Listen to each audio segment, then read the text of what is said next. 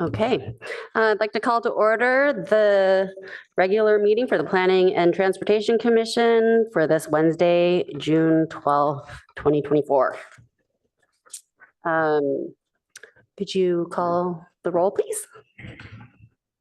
Chair Chang, Present. Commissioner Aiken, Here. Commissioner Heckman, Here. Commissioner Liu, Here. Commissioner Suma, Here. Commissioner Templeton. Here. We have a quorum. Okay, so our first order of business is public comment. So members of the public may speak to any item not on the agenda tonight. And we'll have 3 minutes per speaker. Are there any speakers, Ms. Dow? I have none for oral communications. Okay, nothing online either? No, I see 3 on Zoom, but none of them raised their hands. Great, thank you. And are there any agenda changes, additions, and deletions?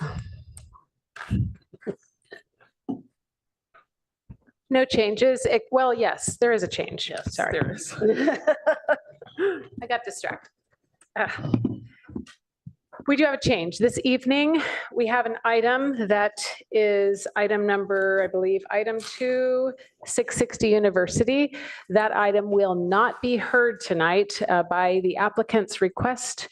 We do not have a date certain scheduled, so it does not need to be continued to a date certain. It's just a request for postponement to a date uncertain. So we are here to honor that request. Okay. Well, it'll make for a much shorter meeting tonight then. Our next order of business is city official reports. Ms. French? Yes, thank you. I'm going to share my screen. And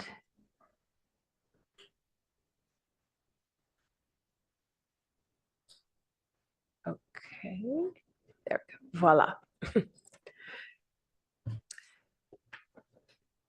So we have on the screen showing our upcoming Planning and Transportation Commission meeting target dates. So our next one is, of course, 2 weeks from now. We have an open space home, and I'm hoping that we can resume the topic that the Planning and Transportation Commission addressed on May 29th, the code changes for state law and clarifications. There was one topic that was continued for further discussion. And so I'm going to try to bring that back. Then we have on July 10th, we have an item from the Office of Transportation, as well as a vesting tentative map for the Buena Vista Mobile Home Park. Then you'll recall we canceled the July 31st meeting. We have on August 14th, a number of items coming from the long range planning section. And so that's on the screen there. And then we'll look towards the last meeting of August, which is we're thinking we may be able to come back with the 660 University at that time, as well as another item from the Office of Transportation on the parking programs. Then just quickly, for the June council dates, those are both published packets. And so we have a couple of items there, one for transportation on the 17th, one for planning, but that was not looked at by the Planning Commission. And then on the 18th, we have our Buena Vista Mobile Home Park, again, not reviewed by the PTC, but of great interest. And then a CDBG, also not reviewed by PTC. So whoever's the June, and we did have the NV cap on that night, and it's been published in the packet, but my understanding is that is looking to be pushed off to August. So after the council break. So that concludes my presentation. Question for you, Ms. French. Mm-hmm. So for the NV cap item, when will we know if it's been pushed, or is that going to be a spur of the moment decision by council? Well, I understand that on Monday night there was a big item, and I don't think that was fully completed or something. This just is what I have understood, is that though we publish the packet and it's ready for review, there might be an overage of items on June 18th. And so there should be a date set for August that we can alert the public about. We do have outreach to the public about these, the NBCAP in particular. And so as soon as we know what date that is, we will send out a message about that. And we're pretty confident it's not going on June 18th. Thank you. And we don't have anybody from Office of Transportation here today, correct? Raphael is here with his Oh, hand he's here? raised. Okay. Oh, he has his hand raised, yes. So, Mr. Rios, do you have a report for us? Yes, Raphael Rios, Senior Engineer with the Office of Transportation, and probably part of the reason why the item on the 18th might get pushed.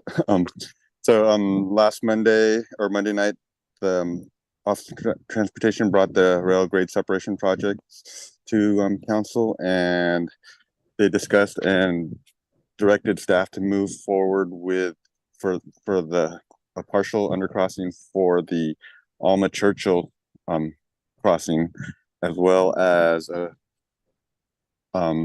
bicycle and pedestrian crossing at Seal Avenue.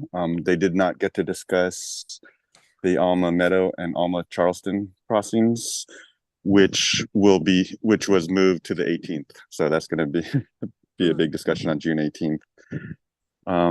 Also on Monday night, they did move forward the Quarry Road extension to the transit center. It was approved to move forward to the ballot for November's election. And then coming up next week, as Amy had up on the board a while ago, on June 17th, the El Camino Real bike lane project will be going to council. And then, as I mentioned, the rail grade separation project for Meadow and Charleston will be on the 18th. Also, just as an update to everyone, the automated parking guidance system construction is anticipated to start this July. It's going to start with the Alma High parking garage, go through Bryant Lytton, Copper Webster, and then finally the City Hall parking garage, anticipated to end around February 2025. Those are the only updates I have. Any questions? Any questions? All right. Thank you very much, Mr. Rios. So again, for those of you just joining, our next agenda item would have been the quasi-judicial hearing for 660 University, but that has now been moved at the applicant's request to a date uncertain. So our next agenda item is 4075 El Camino Way. This is a public hearing, quasi-judicial, consideration of a planned community project amending the existing PC to allow additions to an existing 121 unit assisted living and memory care facility. Could we have the staff presentation? Yes, Emily Callis is uploading her presentation, and we look forward to hearing from Emily. Hi, good evening, Commissioners. This is the staff presentation for 4075 El Camino Way, Palo Alto Commons, addition to an existing planned community development. The overview is that this project proposes construction of 16 additional assisted living units to an existing 121 unit assisted living and memory care facility. No change to the overall building height or setbacks is proposed. However, the proposed additions are primarily in existing step backs on the upper floors, and most of these step backs are facing a single family neighborhood. Additionally, the assisted living use is not clearly defined in the Palo Alto Municipal Code, but because these living units do not have kitchens and the residents receive all meals as part of the services provided by the facility, these are not considered dwelling units for the purpose of the regional housing needs allocation. This shows the project location on El Camino Way, near the corner of El Camino Way and West Meadow Drive, about a block away from El Camino Real. It also shows the adjacent Wilkie Way neighborhood. This is an overview of the planned community review process. This project started with a pre-screening last August and had its first PTC hearing in February earlier this year. The next steps would be for the project to go to the Architectural Review Board and receive a recommendation. It would then return to PTC for your formal recommendation, and then the decision would be made by council. And public comments are accepted at all times throughout this process. This was the site plan as you saw it in February. These 9 areas around the building would be filled in for a height of 2 to 3 stories. I highlighted it in different colors. The yellow areas are where it's the 3-foot height, so even with the top of the existing building, and the green areas are 2 stories, so slightly lower on that side. This version of the project included 719 square feet added to the ground floor, as well as a total of 18 units or 6,816 square feet. This proposal encroached up to 1 foot 8 inches into the daylight plane adjacent to the single family houses. And then it has been modified again with the green being 2-story and yellow being 3-story. There's a larger addition on the ground floor now, 1,186 square feet, though about 170 square feet of that is office or administrative space for the facility. The number of units has decreased from 18 to 16, but the overall square footage is slightly larger. The building does not encroach into the 45-degree daylight plane, and we'll talk about that in a little more detail later in the presentation. This specifically shows the elevation on the rear side facing the single-family neighborhood. The top is the green building as it exists today. The lower is the proposed. As you can see, there are now 1-story and 2-story roof forms compared to the initial version where the vast majority of it was going all the way to the 3rd floor height. And this is the other half of it since it doesn't all fit on a single slide. But again, we can see that 2 of these additions are 2-story, and then the 3rd one all the way to the right is 3 stories in height. The other 2 where you see the 2-story, there is a 3rd story component of that, but it's pushed further back. So the key considerations from the prior PTC hearing included the daylight plane, parking conditions, the noise study, and questions about public benefits. This is the daylight plane as was included in the pre-screening application, so the one that was reviewed by council in August 2023. This used the 3/6 version of the daylight plane, measured from 10 feet up, and then a 3 feet rise for every 6 feet over slope to the daylight plane, and there were major protrusions into that daylight plane proposed. This is the version that the PTC saw in February. This used the 45-degree daylight plane and showed protrusions mostly of the parapet walls. The current plans, the images of which are on the next slide, show both the 45-degree daylight plane and the 3/6 daylight plane. The 45-degree daylight plane is from the R1 section of the zoning code, whereas the 3/6 one is part of the PC special requirements for non-residential land uses. Both are measured at 10 feet up from the property line. However, Planned Community Ordinance 3775, which is the regulations for the existing Palo Alto Commons building was built with the 45-degree daylight plane as the requirement. And so staff at this time believes that's the most appropriate daylight plane to compare it to for the addition as well. And the plans show that the existing building slightly encroaches into the 3/6 daylight plane.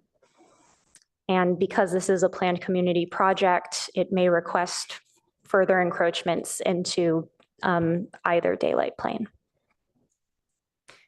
And so these show the images. Obviously, they're a bit small here, but in particular, the section A in the bottom right corner is one example of where the 3/6 daylight plane cuts into the existing building, as well as section B above, which actually shows it encroaching at the second floor.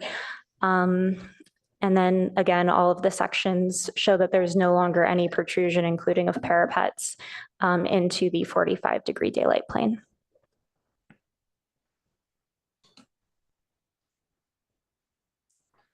Neighbors expressed concern about visitor and staff parking in the neighborhood.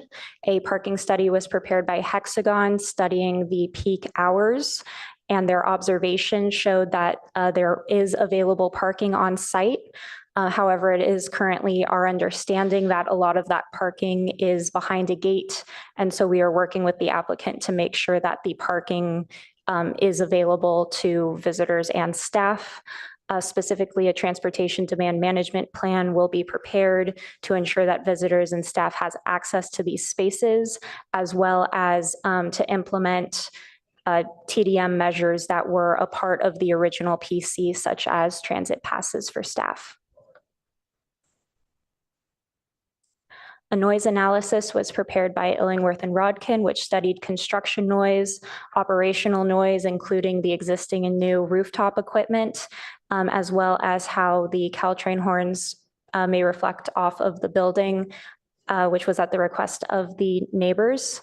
The study found that the addition would not noticeably increase ambient noise and that the operational noise fit within the limitations of the municipal code. Additionally, Michael Thill from Illingworth and Rodkin is available on Zoom if we have any questions.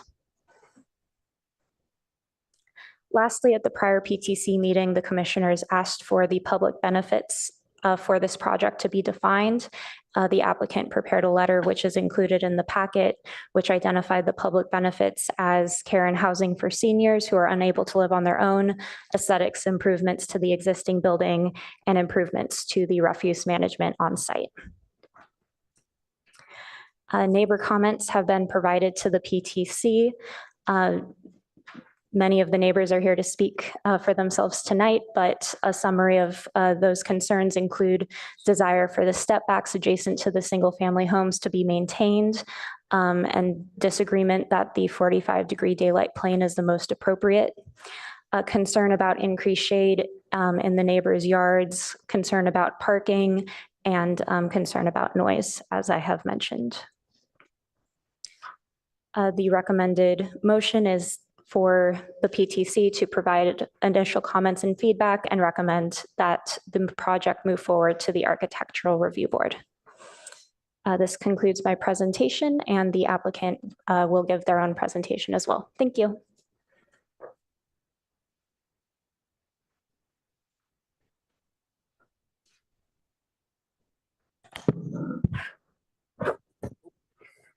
I broke it. Good evening. I'm Steve Sandholtz with WellQuest Living. We're the management operating company for Palo Alto Commons in the Avant. We don't intend to make a formal presentation this evening. We feel like staff's presentation adequately describes the actions that we have taken since we were last before the Planning Commission. And we have tried to be, responsive and listen to the feedback that we got both from you and from our neighbors. Part of our process included outreach to the neighbors. We had a meeting with them at the Avant, and many of them showed up and, continued to voice their concerns about what we have been proposing.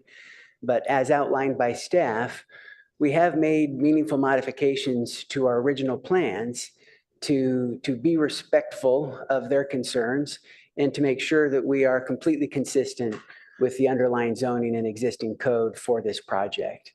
So since we started the process, that has included eliminating 2 units that had originally been proposed. Additionally, at the neighborhood meeting, one of the neighbors did say, if you could just move back some of the upper floors, that would be very helpful. So we did that. We shrunk some of the units that had been planned on the 3rd floor so that now we are entirely out of the daylight plane measurement. In addition to cooperating with the staff and Hexagon, their consultant, on the parking and kind of traffic impact, we have made some modifications. We've sent letters to all of our residents, to all of our staff, to family members, advising them of our parking policies and procedures. There are 17 spaces before the gate. We now have a sign at our entrance that advises people that are struggling to find parking to call the front desk and they'll open the gate.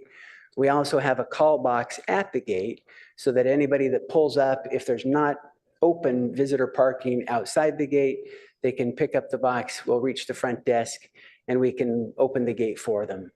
So consistent with the findings of the parking study, we believe that we are adequately parked for the current use and for the proposed additional units. We didn't have much involvement with the noise study, but we cooperated with that. And we really feel like we've tried to listen to all of the input from the neighbors, have made the project conform, and respectfully request your support of the project moving forward. Happy to answer any questions that you may have. Thank you.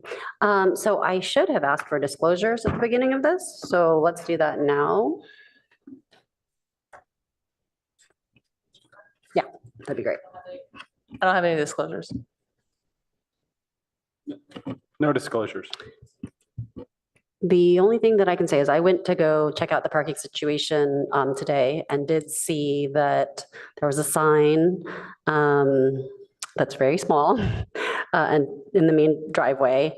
I saw that everything was full. I saw that one of the spaces in front of the building is now marked reserved for future resident.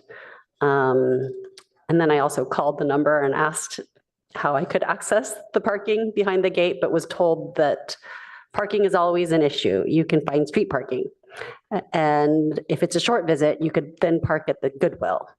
And then they asked if I was a visitor or a family member, and I said, just a visitor. And I was told that the parking downstairs is for family members only. So that's my disclosure. I have nothing to disclose. I made one site visit earlier before the other meeting and observed the parking at that time also. Which the gate was not open at that time and it was very full, and what didn't have a car in it had building materials, construction materials from some of the work I guess you're presently doing, renovating. So. I previously made a site visit in February, just walking around the block. I have nothing notable to disclose from that.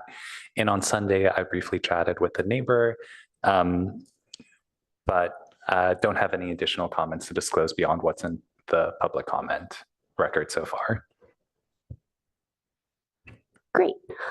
So let's do clarifying questions. So please limit your comments to, or limit it to clarifying questions, and then we'll take public comments.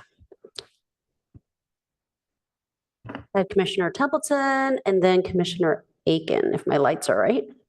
Okay. Thanks, Chair. I was wondering if you wanted to ask the applicant to respond to any of your observations. I'd like to hear that. That would be my question. Thanks. Let's do that at the same time that the applicant responds to everything. Yep, okay. Thank you, Chair. First question is just clarification. The plan set sheet A 1.1 shows 18 additions. 2 of those are marked as offices. And I wanted to make sure that I understood whether those were present in the previous version of the plans or whether residence units had been converted. It appears that they were there before, but I wanted to make sure. I don't believe they were there before, but I probably would want to double check. Yeah, I A/B'd between your 2 before and after plan sets, and I'm pretty sure they were there Would the before. applicant like to but I speak to can't that tell. issue? Yeah, I just checked with our architect. They were there before. Apparently they weren't called out. Okay, thank you. Second question, the parking study didn't measure off-site parking, and we know that that's a major concern. Do we have any estimate at all of how much off-site parking is currently being used? By Palo Alto Commons? Particularly staff, but it could be visitors as well. No, we don't. The study's findings were that we can meet the needs of all of our parking requirements, even at peak hours on site. But hard for us to wander the neighborhood and know whose cars are whose. Okay, well, we'll talk about it more in discussion, but just for clarifying, that's fine. Thank you. And last one for me. The Commons community parking policy encourages staff members to park on El Camino. And I think we all expect that those spaces are going away. So have you considered an alternate, a backup plan for when those spaces do disappear? We will continue to support the staff busing plan, and we will continue to make sure we have parking available in the building and on site. Okay, thank you. That's all the clarifying questions I have. Okay, we have Commissioner Heckman and then Suma. 2 questions. First for the applicant. I think you may have answered this for me at the last meeting, and I'm sorry I forgot, but remind me of the duration of residencies at the Palo Alto Commons. It varies, but probably the average length of stay is in the 2 to 3 year range. Okay, thank you. And then a question for staff, really just a confirmation. This is coming back to us after it goes to the ARB, and when it comes back to us, there will be a TDM for us to review. Yes, that's correct. So no formal recommendation is being made by the PTC tonight. PTC is required to review PC projects before they go to the Architectural Review Board. We hope to have the TDM plan before it goes to the Architectural Review Board, or at least before certainly before the Architectural Review Board gives their recommendation. And then therefore we will also have it before you give your recommendation. Okay, and is staff anticipating that parking will be significantly addressed in that TDM? The TDM will implement the TDM measures that are in the current PC ordinance and any additional measures necessary to address the parking conditions. Okay, great, thanks. Commissioner Suma? Thank you, Chair. Just one question about attachment C, which is the parking study. I did not see anywhere where the entire study was available to us, and I'm assuming this is just a memo that summarized the study. What is provided is all the information that was provided to staff. This is the entire parking study. Yes. Okay, thank you for clarifying that. All right, I don't see any other lights right now, so I have a couple of clarifying questions. So can you please show us on the plans where the 2 units that were removed are in the slides?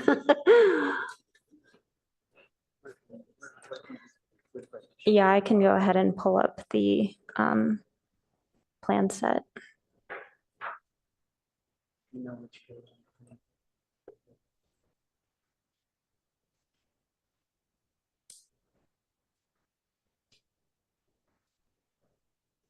Two point three A.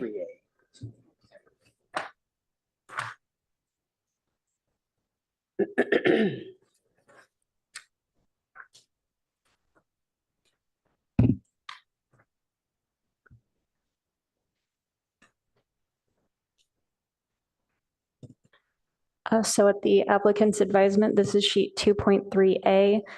This is the third floor plan for the portion of the building closer to the interior side of the lot. So more towards the Avant building, more away from the East Meadow Road side. And this shows that there are 3 new units proposed in that area. I also have the C2 plans, if I can get my cursor to be the right type of cursor. There we go. And then on sheet 2.3A in this plan set,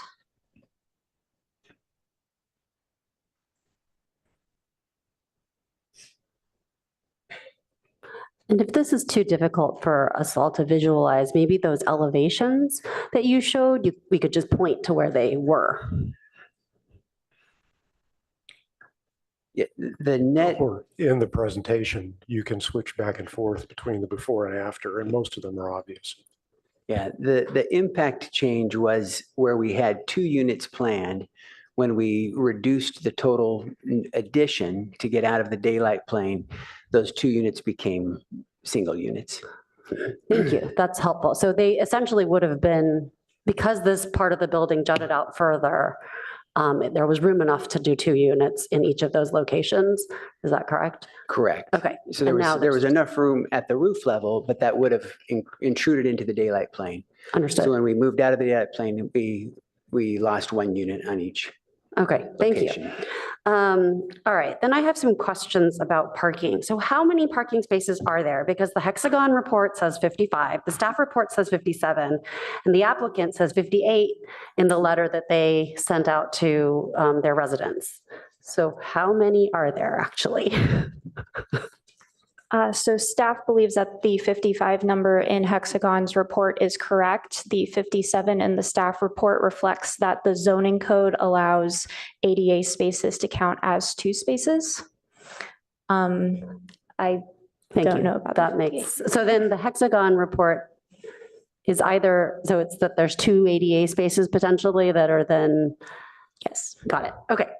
Thank you. That's helpful. And then how many spaces would have actually been required if this were a convalescent? Oh, I mean, I think I'm just a little confused about why the initial PC had required like a commuter program. And so I'm trying to understand on the staff report, so the page 114. Oh, no, that's not right. On the table in the staff report. I think it's 112. Packet page, oh yeah, no, it is packet page 114. So it says that we're required to have 1 space per 2.5 beds, but I wondered how beds was defined, because my understanding is that Palo Alto Commons has both memory care as well as assisted living. So are those all assumed to be convalescent facilities then? And so for the 121 unit facility, we're assuming 121 beds, or how does this all work?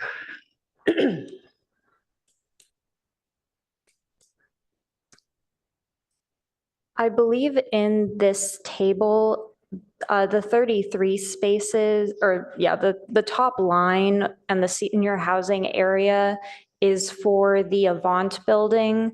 And then the bottom section, the 1 per 2.5 beds, is for the Palo Alto Commons section, because these are co-located on the same parcel. Additionally, I checked again, and the PC ordinance for Palo Alto Commons says that 55 spaces is required. Okay, so because my understanding then is, well, maybe my follow-up question would be, how many beds are there right now? Because it sounds like all of Palo Alto Commons is considered the convalescent facility. And maybe I can ask the applicant, or if you don't know, Ms. Callis.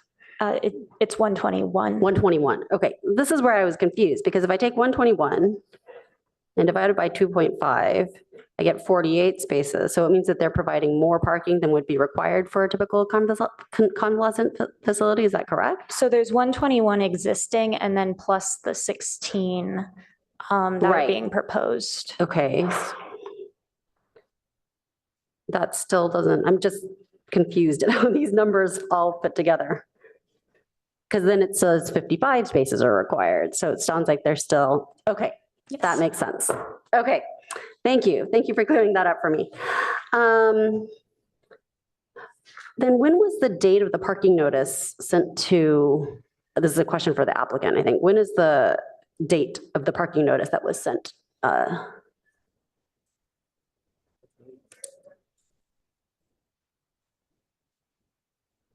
The reason I'm asking is I'm interested to know the timing relative to the hexagon study. I don't have the exact date, but it was within 2 weeks of our last meeting with the planning commission. Got it. And therefore, the hexagon study was done after the remediation had been done. Okay. Correct. And what's the current policy for who can access the spaces behind the gate? Yeah, you should have been able to access today. So, the policy is that if a visitor comes, we will open the gate and let them in. Okay, that's good, because Yeah. the response I got was Yeah. not what I wanted to hear. It may have been that our regular receptionist was not at the desk and the person filling in was unfamiliar with the policy. So I apologize for that. And do we know how many residents have cars? We can estimate. 2. 2. And then do we know, because I assume with the, this is a question for staff now. I assume that with a convalescent facility, the assumption is because somebody's convalescing that they don't have cars, right? So the 1 bed per 2 point, or the one space per 2.5 bed, yeah. 2.5 beds is from the zoning code. I Okay, assume that is the rationale, but yeah, it's just, don't have the historical knowledge for yeah, certain. that's helpful, just because, again, this is a PC and we have lots of flexibility, but usually we'd like to base it off of something in the code. Right, and this doesn't quite meet the definition of convalescent facility, so I think that's understood. Right, okay, that's helpful. And then, let's see, how many private caregivers are there? I remember asking this of the applicant last time and was told something like 3, but I just wanted to check in on that again.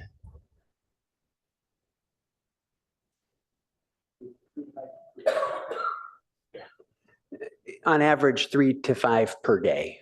3 to 5 per day. Okay, and are they allowed to use the parking behind the gate? Yeah. Okay. I thought I read something different in the letter, but I'll look at that later. And then the last 2 questions are, the letter to residents mentioned that there could possibly be valet parking, that there could possibly be service to offsite parking via a shuttle. So is there any of those things right now? And where would those where would those parking sites be? Or are they going to be in the TDM? Yeah, we only do that when there's a special event. Okay. So for instance, we just completed our kind of phase 1 renovations. We had a grand opening a few weeks ago and we had valet parking for that where we went and parked cars off site. So on a normal day-to-day use, we're not doing valet, nor are we parking off site. For peak use hours, we have adequate parking on site. But when we do a special event, whether it's around a holiday or something else, then we'll provide valet and offsite parking. And then if the valet offsite parking, is that essentially, are the valets using on-street parking or are they using somebody else's parking lot? No, it is another parking lot.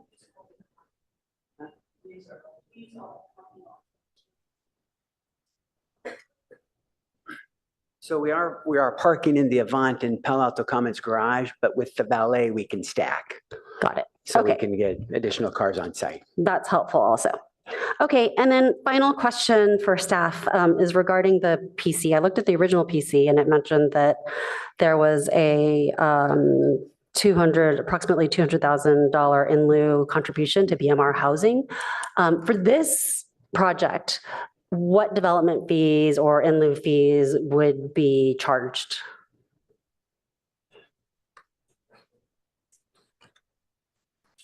I haven't specifically looked into that yet. Again, that is something that would certainly be completed before it returns to the PTC for a recommendation. Okay, thank you. Seeing no other lights for clarifying questions, let's move to public comment. So as a reminder, each speaker has 5 minutes, and groups of 5 may have 15 minutes, I believe. Is that right, Ms. French? If they're groups of 5, then they get 15. Okay. Yeah. Perfect. Thank you. Ms. Dow? Okay. I have one group of 5. Was it 10? I'm sorry. I was not looking Groups at of the 5 have packet. 10 Sorry. minutes. Okay, thank you. Yeah, one group of 5, 14 in person, and I have 2 raised hands on Zoom. Okay, and as a reminder to the public, we won't be accepting new speaker cards or raised hands after 5 minutes has passed.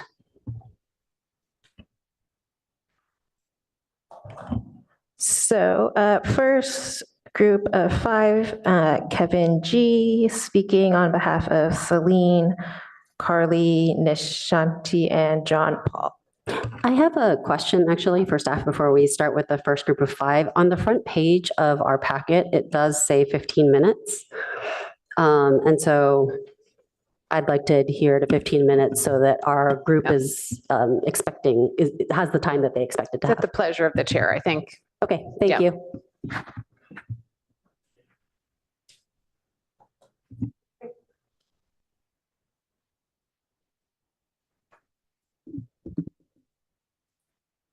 Hello, PTC. My name is Kevin, and I am a lifelong resident, I guess, of my 25 years in Palo Alto so far.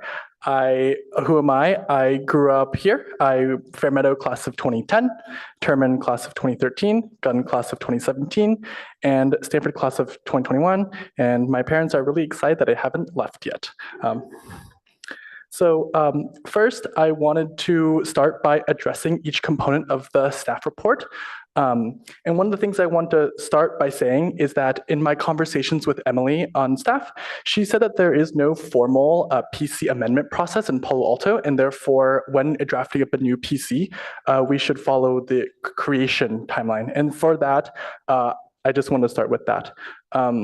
And trying to follow as much of the PAMC as much as we can. So first, I'd like to talk about the daylight plane. Bernard took a lot of my points, but I will still make them. I think let's walk through section 18, subsection 38-150. That's the citation that has been cited on the staff report. In it, there are kind of like, I want to break it down into 2 different components. So one is whether or not we should be using the 3.6, and also the other component, which is if it's 60% residential, we should be following the most strict component with a backing against the residential side. So as mentioned by staff, this doesn't contribute to the regional housing needs assessment goals, and therefore should, in my opinion, should not be considered as residential housing. And as such, we should follow section 150 and use the 3.6 as the correct daylight plane angle at this time. Part of the original amendment to the original PC created in 1987 was that we would maintain the step back. That's part of the original kind of handshake agreement with the original residents. And one of our neighbors was living there at this time, and that's kind of where I'm getting that information. I also want to align with Councilmember Burt and Vice Mayor Stone's statements during the initial screening, who also made similar comments as to this as well. But for sake of argument, let's go with the assumption that it is 60% residential, and the most restrictive daylight plane actually has a 16 feet setback, which is the R1 rear yard, which, as defined by the staff report, is the Wilkie side. With a 60-degree angle. This is section 18, subsection 12040. Happy to let staff or others correct me on that because, again, I'm not an expert, I'm just a resident here. So I want to call that out as well. And the most recent PC, which is PC 5116, says that they will be following section 18.38. And so we should be following the guidance from the municipal code as much as possible. So the next point I'd like to make is regarding parking. I kind of want to talk about the parking study as stated in the attachments. So first, the vehicles that were counted were total vehicles and not just the visitors' vehicles. I'd love to see a breakdown between like the visitor versus visitor parking spaces versus kind of a total conglomerate. As mentioned by a couple of different commissioners and also my lived experience, it's pretty difficult to like get to the parking behind the gate, regardless of whether or not that parking is available. I also want to call out that the parking study was conducted on a Tuesday, a Thursday, and a Friday between 9 and 11 a.m. My grandparents live in Lytton Gardens, and I will say that I have not visited them at that time of day or week, I don't think ever. So I would suggest that conducting a parking study on a weekend, which tends to be when I go visit my grandparents, and considering the peak time usage on that as kind of the gold standard for the parking study. I also want to call out I'm not really super sure about the staffing structure in terms of between the timing between shifts, because in my opinion, also from a staff perspective, the parking situation would be the worst when we both have kind of a double occupancy situation where there may be existing staff members who are currently still in the building, and then there are ones that want to come for their shift. And because of that, that's kind of when I expect the most amount of staff parking to be needed. So I actually want to call back to I don't know which amendment it is, which is the statement of the current parking policy. As stated, actually, I'm going to read this as a quote. Private caregivers can only park at nearby public parking. That is a citation from the whatever is on the staff report. I think it's one of the amendments, which I think I'm a little bit confused about, because if there really is ample parking for everyone to be there, why is it that the private caretakers cannot park in said ample parking? So that's one of my questions as well. Another comment I want to address from the last time we had our meeting, which was that all private caretakers must sign in. Personally, I've done a couple site visits as well. Not once have I been asked to sign in anywhere. So I wonder what the actual amount of private caretakers there are currently at this establishment. Yeah, and then as mentioned before, the visitor parking is behind a gate. Of course, I drive by El Camino Way most days to get home. So I kind of just take a peek at the visitor parking. It is mostly full most of the time, like on the street in front of the gate. So I just want to call that out as well. My next point is regarding the density and floor area ratio, which is cited in the table provided by staff. I don't really know exactly what to really comment there on, except the fact that all the values that are provided, both in the existing PC and also in the new one, are higher than the limits provided by the CN or residential housing. So I guess I'm a little bit confused about what's up with that. Next, I want to focus on the noise study. So as mentioned by our neighbors in the past, the noise mostly occurs when there's HVAC going on in the summertime. The summer AC is kind of when we hear that. And we'd love to listen more about the noise study during the summer months when we expect the most amount of noise. Again, all of these studies, I think we care about is like the peak time, right? It's like, it's okay if like 90% of the time, if it's underneath, it's only about those like the times when it violates both the noise level and also for the parking as well. Now I'd like to turn your attention to the Palo Alto Comprehensive Plan land use policy. And I'm going to cite a couple different items of which I believe this current project may have some contradictions with our 2030 land use policy. In section L 3.1, we're to ensure that new or remodeled structures are compatible with neighborhood and adjacent structures, which I'd say the step back kind of leads into a first floor R1 neighborhood. While if we were to build it up to a 3-floor, it would not be as compatible. Now, I'd like to bring your attention to L 6.2, which is use the zoning ordinance, design review process, design guidelines, and coordinated area plans to ensure high quality residential and commercial design and architectural compatibility. So I think that a large part of the comments that are made is that we should be using the 1987 as kind of a precedent here. But we've updated our zoning laws since then. So why shouldn't we be using it, especially regarding convalescent facilities, as well as including this for PCs using the 3/6 angle. Finally, there's L 6.8, which is to support existing regulation that preserves exposure to natural light for single-family residences.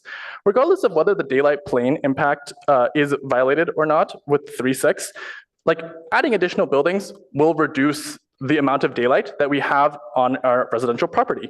And so we want to continue following L 6.8. I also want to call out that in the staff report, the 3/6 angle is violated by exactly 1 out of 121 units.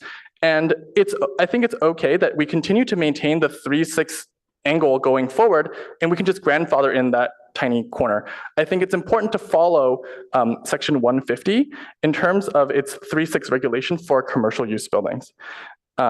Finally, I kind of want to talk a little bit more about the public benefit, which is that I believe that I understand that while the population in Palo Alto is aging, how do we make sure that people are able to live here? Like, I guess for me, how will the direct impacts be for me? Like, I'd love to be able to grow old in Palo Alto as well. But the cost here is it's about $300K a year to live at this establishment, and I don't know if I'll be able to afford that. In addition, like, given that it encroaches on my personal like kind of house that I grew up in, I'd love to be able to have some kind of guarantee, given that like part of my own kind of well-being is impacted, that I'll be able to hopefully live nearby as well. I also want to call out that in initial reports, the applicant mentioned that reducing senior homelessness is part of the public benefit. But again, I point to the cost as being kind of too expensive to really meet that goal. At the end of the day, I want to say that I'm just a concerned resident who grew up here. I just kind of want to express my opinions, and I would love to continue living here and live and enjoy my existence. And I also just want to thank the PTC for hearing me out for a little bit too long. I hope we have elapsed the 10 minutes. So thanks, Chair, for granting me that. Oh, sorry, I had one more point, which is that I want to kind of talk about the changes that have happened between the City Council original screening and now.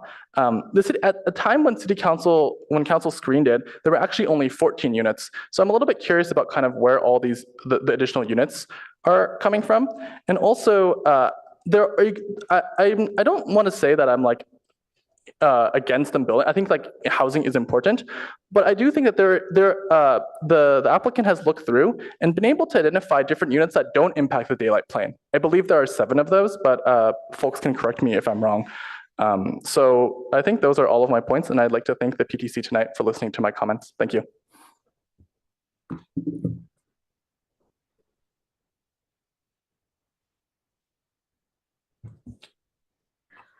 Next is John Ballman, followed by Eleanor Lanuza.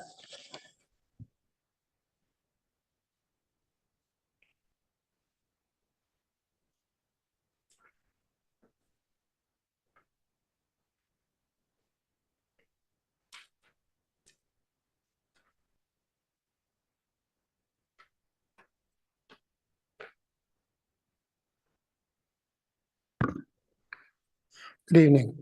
I'm a resident of Palo Alto Commons, and I have observed when we're talking, mostly your concerns about the parking. And I've been there about a year and a half, and I really haven't seen any problems other than special events with spaces. There was during the last construction cycle where they did use a few of the parking spaces for putting materials, but those were removed. And now I think that all of the spaces are available. And I've never pulled in there where there's not been a space. I think that there isn't a necessity to have parking done along El Camino Way, which is done. I don't think that we should rely on any private properties. You know, that someone mentioned the Goodwill. I don't think their parking area is for our guests. But what our members enjoy is the fact that they lived for quite a while in Palo Alto. They still think of themselves as Palo Altans. And before they supported Palo Alto with their property taxes, with their volunteer work, and with all along coming a citizen of Palo Alto, which they are now, but now a lot of them are too old to participate in that.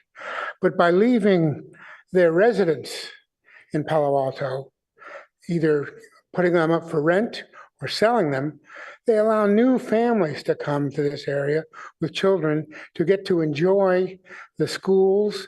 And we have a situation where Palo Alto Commons is providing a way to perhaps spread the density to where one individual living in a large house is something I think that should be taken into consideration, where our community allows that person to leave that large home, making space for families while they come to live in Palo Alto Commons. Now, the construction aspects of the parking is that I think will have to be worked out with, you know, that's not for the residents to decide. That's more or less for management and the contractors and you. But I think that you look at our back property line, and if you use the distance of the 6 feet and the height gain of the 3 feet, most is clear. And yet, if you look on the other side of right on the property line, Wilkie Way rear lots they have sheds and older garages that are right on the property line. But they don't really block what do they call that? Like the umbrella plane that you put over a piece of property. But as far as I can tell, I think that Vance Brown Construction Company is doing a very conscientious job. And I think the staff and ownership at Commons are trying to reach a goal of providing units for people to live in, and some in the cases of the last years of their lives. Okay, I don't think I can add any more to anything, but because of mine is more of emotional than trying to tell you how many how many spaces we have for parking. One thing that does happen, both at 8 o'clock or so in the morning and at 3 o'clock in the afternoon, is that from East Meadow all along El Camino Way up to El Camino, parents dropping off their children at Key School and parents picking their kids up at 3 o'clock at Key School makes El Camino Way almost like a parking lot, bumper to bumper traffic, because the kids aren't out of school yet, but they're in line. And so that kind of almost makes some of the available parking along the curb impossible because you can't get through them. They're bumper to bumper. So if you were to check to see how parking is during that time of day without realizing that happens 5 days a week, it could affect your thinking about availability of our spots. But again, I'd like to remind everyone that it's seldom when you think, oh, I don't have a place to park. And I can't speak for some of the volunteer or the professional that aren't employees but are caregivers. when they come to take care of a resident, I can't speak on what their parking situation is. Thank you. Okay, thank you. Next is Eleanor, followed by Paul.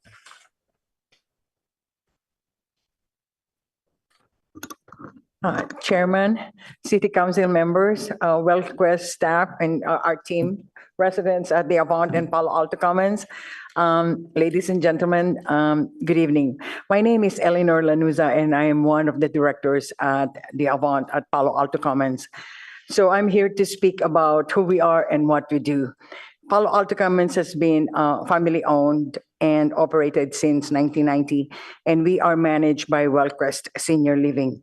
We have enjoyed great word of mouth, having worked with so many families in Palo Alto, nearby cities such as Menlo Park, Atherton, Los Altos, Mountain View, and the surrounding areas for the past 34 years. We provide premier assisted living with different levels of care in a beautiful home-like environment. And we are unique in a way that we are able to we are a month-to-month rental community. We are not a buy-in community wherein, people buy in a unit, but at Palo Alto Commons, they rent the unit or the apartment, and they give us 30-day notice if they would like to move out. So they are not tied up in a lease. We also have the continuum of care available on site. So our residents are able to age in place because we have independent living, assisted living, memory care, and we created a certain environment which is only specific to us. I've been in the industry for a long time. There's nothing on the peninsula, a community that can compare to what we do. So what we did was we created a separate environment wherein high level of care is available to our residents and that they can age in place. So for instance, we have 24/7 nurse on staff. We have, our employee retention is very high. And loyalty and reliability and accountability is that what we expect from our care personnel. And having 24/7 nurse on staff, having high, more people, high employee retention, there's consistency in the care that we give to our residents. So we use Hoyer lift, stand lift, we can do injection, we can do oxygen management, we can do feeding, we have palliative care and also hospice care. That means that the residents can stay and age in place at Palo Alto Commons and the Avant. Again, the bottom line is the quality of life. We give them the physical care, spiritual care, activities that we have. Our residents are able to enjoy a certain quality of life on site. So we have entertainment, we have concert pianists, cellists, violinists, guitarists, chamber choir, chamber music, opera music that we have inside the community, as well as we have outings that we take them to San Francisco to go to the symphony, Wax Museum, Ice Cream Museum, Golden Gate Park, Aviation Museum, MoMA. These are the activities that we offer to them. And on Sundays, Saturdays, and Sundays, we're able to take them to the synagogue or the Catholic churches or congregational churches. And so all through the past more than three decades, Palo Alto Commons has served and cared for the elderly, our residents, and truly we have made a lot of difference in the lives of so many families. And we will continue to do so with our mission to be of service to our seniors, their families, and our local community. Thank you.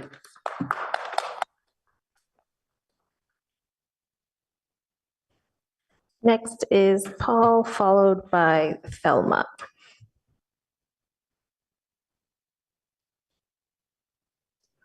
Hi, I'm Paul. It's hard to follow the past two people, especially this gentleman. He couldn't have said it much better. Thank you. I first moved to Palo Alto in 1995. And over the past 29 years, I've either lived or worked in Palo Alto for about half those years. My mother has been in this facility for about 4 years. First at the Avant, then at Palo Alto Commons, and now she's in memory care. And what I've learned through painful experience is that it's not just more care that's needed, it's the quality of care. And I learned this the hard way because for a short period of time, I moved my mother out to be closer to where I currently live. I've been hands-on caregiver, and back especially 3-4 years ago, I was visiting her at least 2 or 3 times a day. There was a lot of talk about parking. So I guess I'll mention my experience, not once if I ever had to park on the street, even coming 2 or 3 times a day for many years. Not to say other people don't have problems, but I never did. There's clearly going to be a need for more care facilities as we all get older, especially for people who have grown up in this community or have lived in this community for many, many years. I know some residents who sell their house and use that money to pay for their stay in this community. Palo Alto, it's hard to find a place in the country that has a better return on your housing value. So enabling them to stay in their community or near their adjacent community, because let's face it, Mountain View, Los Altos, Palo Alto, Menlo Park, we're a community. It's not just Palo Alto. The quality is unmatched at this place. I had to bring my mother back, even though I don't currently live here. And thank God I could bring her back because they found space for her. It's not in the ideal place that I would have wanted her to be in, but I took what I could get because her health, maybe even her life, was in danger at the other places I had taken her to. They looked beautiful. They were more spacious, but they didn't have the skill or the quality of care that they have at this place, including things like being able to help a person with dementia be able to take their medications. Sometimes it takes 2, 3, 4, 5, 6 or more times, or 2, 3, or 4 different people to try to make that happen, but they do it. They care more than almost any other place I can imagine. And I'm convinced that 80% of the places out there, while they're needed, don't match up to the care that's necessary and required. So this facility in particular, I'm very passionate about because not only have they, I believe, helped save my mother's life, but they've helped prevent a disaster for me because I'm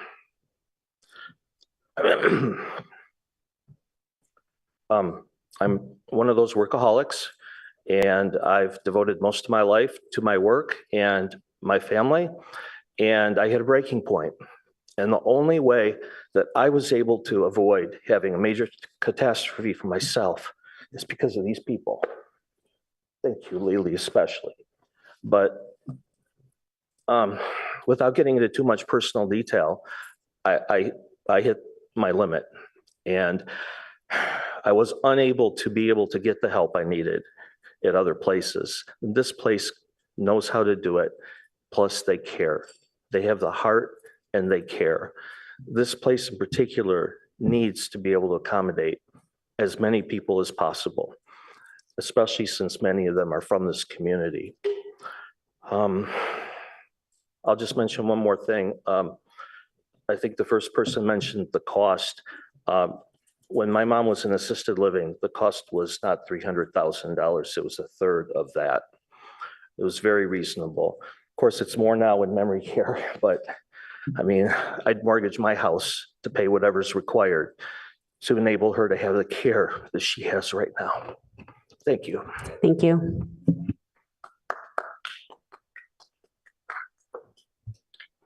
Next is Thelma, followed by Charles. I'm Thelma Ackley. I live at the Avant next door to Palo Alto Commons. We're one community. I've lived there, it'll be 9 years in September. I'm 96, I'll be 97 in a couple of months. And it is the most wonderful place that I could ever have picked to live. I did go and look at a lot of them around here, and the food here was the best. And my daughter and I checked them all out, and this is a fabulous place. We have wonderful activities, we have outings, the staff is just marvelous. There's hardly any turnover, which is another good thing. The people that work there stay. And it's just been a marvelous experience for me. And I just hope I'm there another 3 or 4 years and I can make it. Thank you.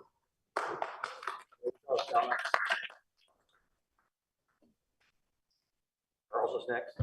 Next is Charles, followed by Patty. Good evening, I'm Charles Manji, and I live at 4041. You know the street. I was born and raised on a farm, lived on that farm for 17 years until I went into the Air Force to serve our country. My parents inculcated in me the necessary role of taking responsibility and stewardship for the land. And so I thank you all for being willing stewards of the land here in Palo Alto. It's a hard job, and for you to dedicate yourselves, your time, your talent to do this job, it's wonderful, because listening to all this detail tonight is not an easy job. So I thank you very much for that. Gloria and I have lived here now for 20 years. We moved out here 20 years ago because, like most people, our grandkids sort of convinced us to come here. So we've had the opportunity to grow up with our grandkids here in Palo Alto, learned a lot about it, love the town. The thing that saddened me over the last few years is it just distresses me to drive down El Camino and see RVs and things like that parked along the road because people can't find places to live. I get treated at Stanford Hospital. My nurse oncologist tells me she has to commute to Palo Alto from her home in San Francisco because she can't find adequate housing here. My grandchildren's teachers, many of them can't find adequate housing here in Palo Alto. As we all know, there's a problem. We need more good, adequate housing. And unfortunately, there's the NIMBY problem sometimes causes a difficulty in trying to come up with solutions that are workable for more people to live here. And as our gentleman over there said, we'd like to retire here too. And you can't even retire in Palo Alto. So I would suggest that, one other thing, parking. I think in the last 6 months or so, the city suggests that we can have less parking spaces required for in terms of building. I think things like that are going on. We're starting to realize the fact that more adequate, good, multiple housing is very effective in solving the problem we have. And parking. I have a parking spot in a garage. I haven't had a catalytic converter stolen or my car broken into. It's kind of nice because I notice a lot of people here in Palo Alto have to park their cars in their own driveway or on the street in front of their house. So the Avant, the Commons serve a very important need. They serve a big human problem necessary to be solved in this city and throughout the rest of California, as a matter of fact. So once again, I thank you for sitting here and listening to a lot of detail. I just marvel at it. I see your fingerprints all over things. Today, I guess the city announced that they're going to start enforcing the parklet rules. Your fingerprints are all over the parklet decisions. You did a lot of work on that. And there's a lot of things you do that a lot of people don't even know about. So thank you very much for all the effort you put into it.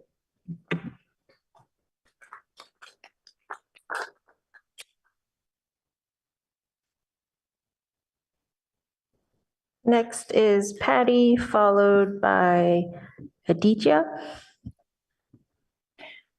So I am here also to discuss the adding of 16 additional units at the Commons on El Camino Way. I'm Patty Irish, a 16-year resident of Channing House, also a wonderful place for people to age, a community here in Palo Alto.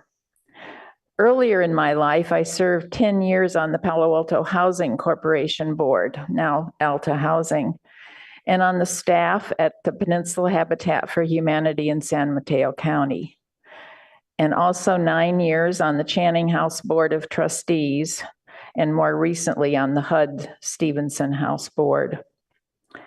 The Commons was built over 30 years ago by Bill Reller and his wife. Bill Reller and his family have been major contributors to Palo Alto and the wider community. The Commons office offers, and you've heard this, but you have to really, really believe it. They offer services for persons who need assisted living and dementia care. Those living in our community who have a need, and many do, can apply directly. I have known over 10 persons who have lived out their lives there and received extremely good care. When I was on the Channing House board, the CEO, Matsumoto, led an out-of-the-box task force to visit the best dementia programs in the region. We went from Los Gatos to Mount Tam. The only one we visited locally was the Commons to see their excellent dementia program. You may realize how many skills, and people have been saying this, are necessary to operate assisted living and dementia programs. Dedicated, trained staff. The residents need safety and protective environments and stimulating programs. It is a real challenge to provide those services, and this place does. With many more seniors living in Palo Alto, the need is increasing. I call the Commons a tremendous asset here. The community needs to support it as a public benefit. Please assist the Commons in adding 16 units to the caring, quality, cost-conscious services they provide to people in need. Thank you for your attention. I hope you will give this the strongest support you possibly can. Thank you. Thank you.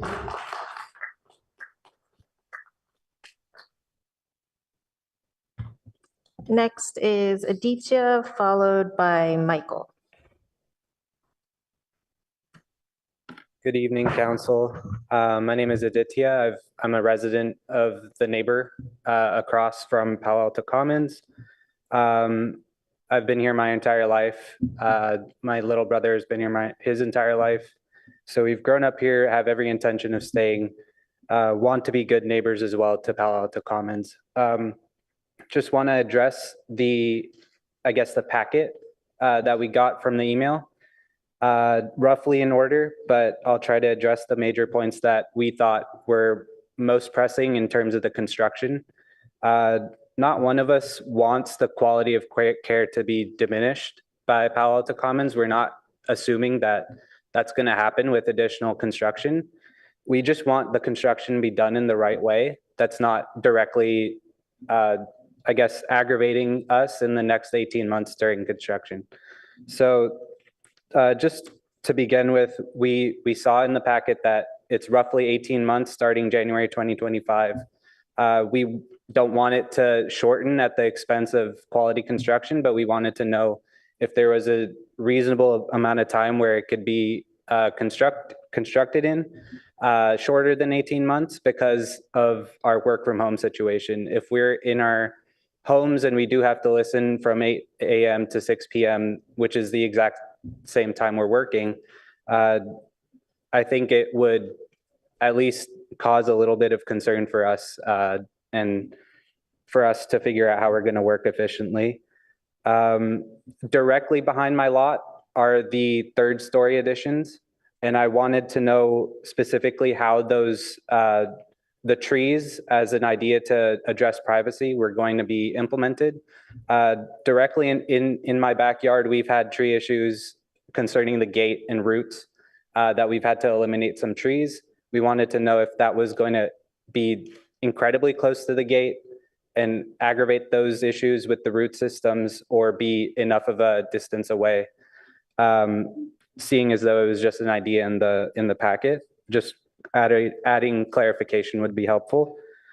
As far as the public benefit, we agree. We want to see senior housing continue. We just want it to be done in the right way. There was a comment in the packet saying and asking or requesting the additional units to be moved to the non-Wilkie Way side of the Palo Alto Commons, only because that side is facing business resident or business constructions rather than residential constructions. I guess the obvious benefit to that would be no one is directly disturbed from construction if people are already operating in their businesses rather than residences who do have to look at it for 18 months until construction is complete. So just to summate, privacy with the third story view or the third story constructions, we would love to see those be addressed with some considerable thought. At the moment, I can see directly into the second story. And so I do have a genuine concern about seeing a third story and being able to see into the room and vice versa, them seeing into our lot as well, which I don't think works for either of us. I think we both want privacy on either side of the gate. The noise study, I do want to see at least another study being done at a different time of the year or different time of the day, because it was done at the roughly the same time over 4 days in a row. So even 4 days throughout the month or throughout a quarter of the year would be a little bit better to understand what the nature of the parking and congestion problems are for noise and parking, and in addition to how that may be spilling over into Wilkie during big events. Yeah, I'm just making sure I got some of the points addressed. Yeah, I just want to say we're not in any way denying the amount of care that's given by Palo Alto Commons. We do appreciate that senior living does exist in Palo Alto. We want to see a considerable effort throughout Palo Alto, not just to add 16 units to an already saturated lot of 121. We want to see hundreds more units being built because seniors are going to be aging into a bigger demographic group in Palo Alto. So that's all I have to say. Thank you. Thank you. Next is Michael, followed by Mona. Good evening, Commissioner. My name is Michael G. in Walkway resident. I'm here tonight to strongly oppose the proposed expansion project 4075 El Camino Way for several reasons. I understand Palo Alto Commons as a corporation able to afford to pay expensive lawyer and other professionals to make the project at their way for their best business interest. However, I also expect Palo Alto Commons as a neighborhood and be a good neighbor. First, I must address the blatant violation of the current daylight plan regulation as outlined in Palo Alto Municipal Code 18.38.150E. According to Palo Alto Municipal Code 18.04.30 definition, the property is correctly classified as a through lot, not a corner lot. Therefore, Wilkie Way functions as a rear yard, where the daylight plan should start the height of 10 feet with a slope of 3 feet deviation for every 6 feet for a distance from the side or rear property line. The proposal deviation from its standard offer only 10 feet with 45-degree angle is clearly disregard of these crucial regulations. Secondly, the proposed expansion aggravates the existing issue of floor area ratio, FAR, access. The current property is already densely built with FAR of the ratio 1.18 to 1, which is already exceeding the CN FAR standard, which is 0.9 to 1. Further increase the density as proposed will inevitably exacerbate the parking and the traffic congestion for our neighborhood. With additional 6,895 square feet, the FAR should skyrocket to 1.25 to 1 ratio.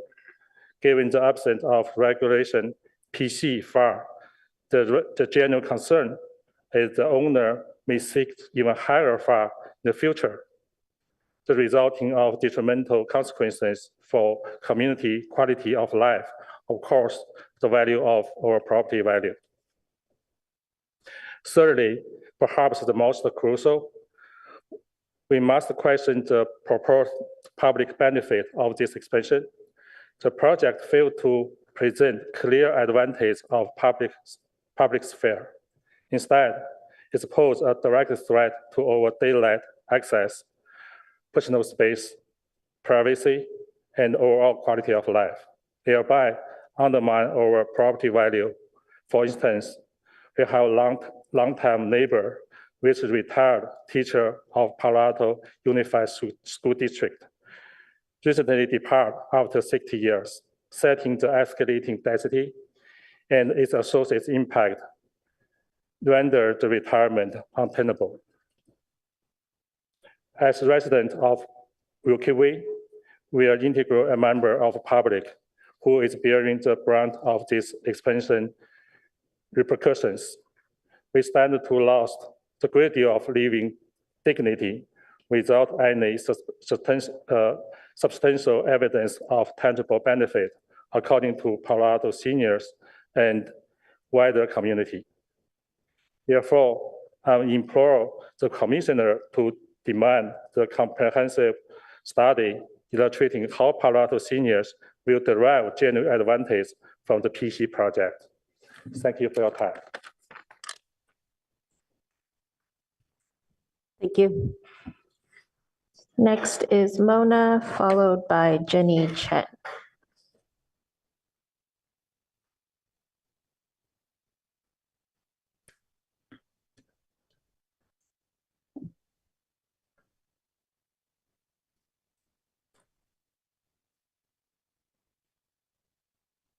Well, I just found some articles I want to show you guys before I speak. Sorry.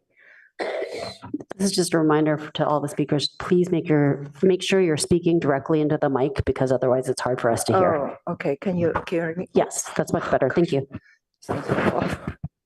Okay. Good evening, commissioners, everyone, all the senior residents, comments, nice meeting you. First of all, I'd like to say that we, well, at least, we are Wilkie residents. We're not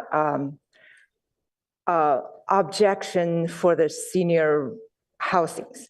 We don't have objections for assisted livings. We do not have objections, against the commons. All we here try to say is we want the building ordinance to be followed. Because we have a rules, we have a laws, we live in the civilized communities. We're not somewhere you can just, anyone come here, plead the case, and then just say, okay, we want to build this one. Let's use the, 37 years ago, the zoning ordinance to apply this situation. I think that's wrong. We should apply the current laws, current rules, and we all live under the same rules. I already passed you guys that situation. So I observed that ordinance of PC 5116, which is after combine the Palo Alto Commons with event together. So that's create a new zoning ordinance. It's called PC 5116. So at that specific, that document on the section 4B specific says the development standard need to be followed the PC ordinance. So we're here just request the commissioner will follow the rules and direct the Palo Alto Commons. They should revise their plan to follow the rules. Another thing is I was reading the staff comments that say when they talk about it, when they submit the print screening to the city council member, it seems like to me that map is using a 6-3 slope. And after that, when the plan was submitted, it was switched to 45-degree angle. That seems like bait and switch to me. So that is another thing I like to point out. It doesn't seem like a right. You trick the city council to approve your plan based on something, and then you in turn switch to something else. That is really not acceptable behavior to me. It's not honest. So then so now I'm going to talk about it. This is the comments I heard from the staff comments and all the commissioners was talking about during the meeting. So I'm going to talk about what I try to speak. So regarding hypothetically assume the commons is considered itself to be 60% of a residential, even though the staff already report it's not a residential unit, should not be even considered to be using the R1 daylight saving plan. Hypothetically speaking, I read their attorney's letter talking about the commons lot is a corner lot, which is not corner lot. Corner lot is it's the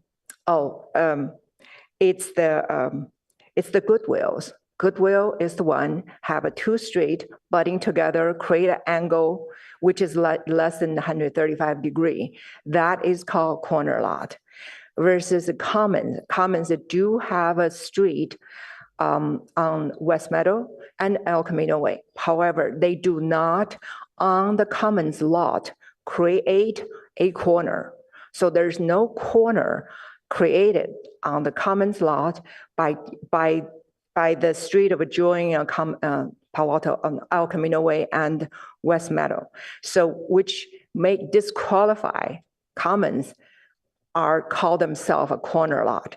If this is not a corner lot, then this lot is a through lot. So by definition, the through lot, front lot line, is the one of primary access to the lot. So the primary access by commons is El Camino Way.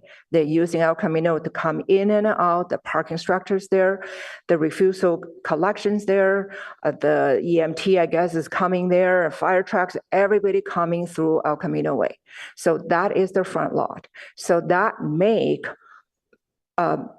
the rear yard of their rear yard lot line is abutting Wilkie Way.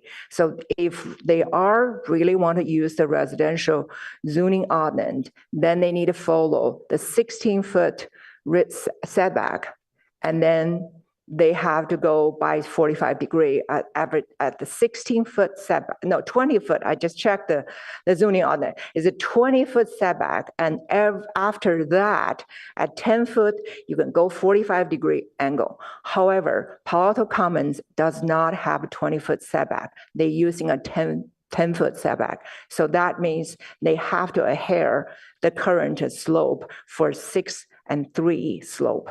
That is required on special PC ordinance. So that's when I was talking about it. In terms of talking about how do you. We're up on time, so. Oh, I'm thank sorry. you. Okay.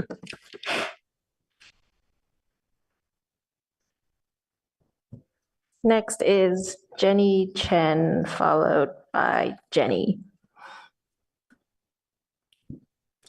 Hi, my name is Jenny Chan, and I've been living on Wilkie Way for 20 plus years. And I do like to speak to the parking problem. I hear a lot of numbers being thrown out, 55, 57, 54. I think those numbers are almost meaningless because you have to look at the reality. And in reality is people do park on Wilkie Way from the Palo Alto Commons.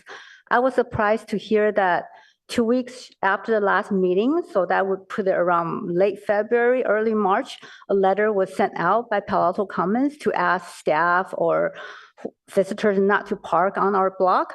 But I can tell you exactly on April 1st, 10:46 a.m., I saw a lady park on our block and walk to Palo Alto Commons.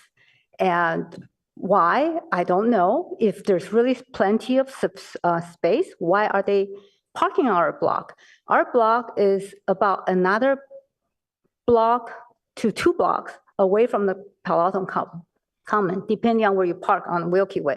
Why are they spending the extra time and energy to park on our block if the spaces are readily available at Palo Alto Commons? So I think the 55, 57 numbers are meaningless if the spaces are not obvious, or they're not readily accessible, or people don't know about it. So even if you have 100 spaces, it's like you have 25. So it doesn't really matter. So I think we have to look at the reality. And I've been living there for 20 plus years. I pay taxes. I volunteer in schools too. I think I would like to come home and be able to find a parking space near my house. I don't want to drive a block away to find a parking space. So I think the parking problem does have to be addressed, and there should be a long-term solution. It should not be a solution, just a short-term, open the gate, let people in. After the building is built, close the gate.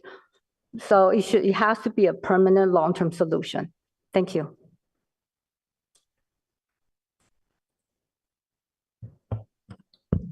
Next is Jenny, followed by John.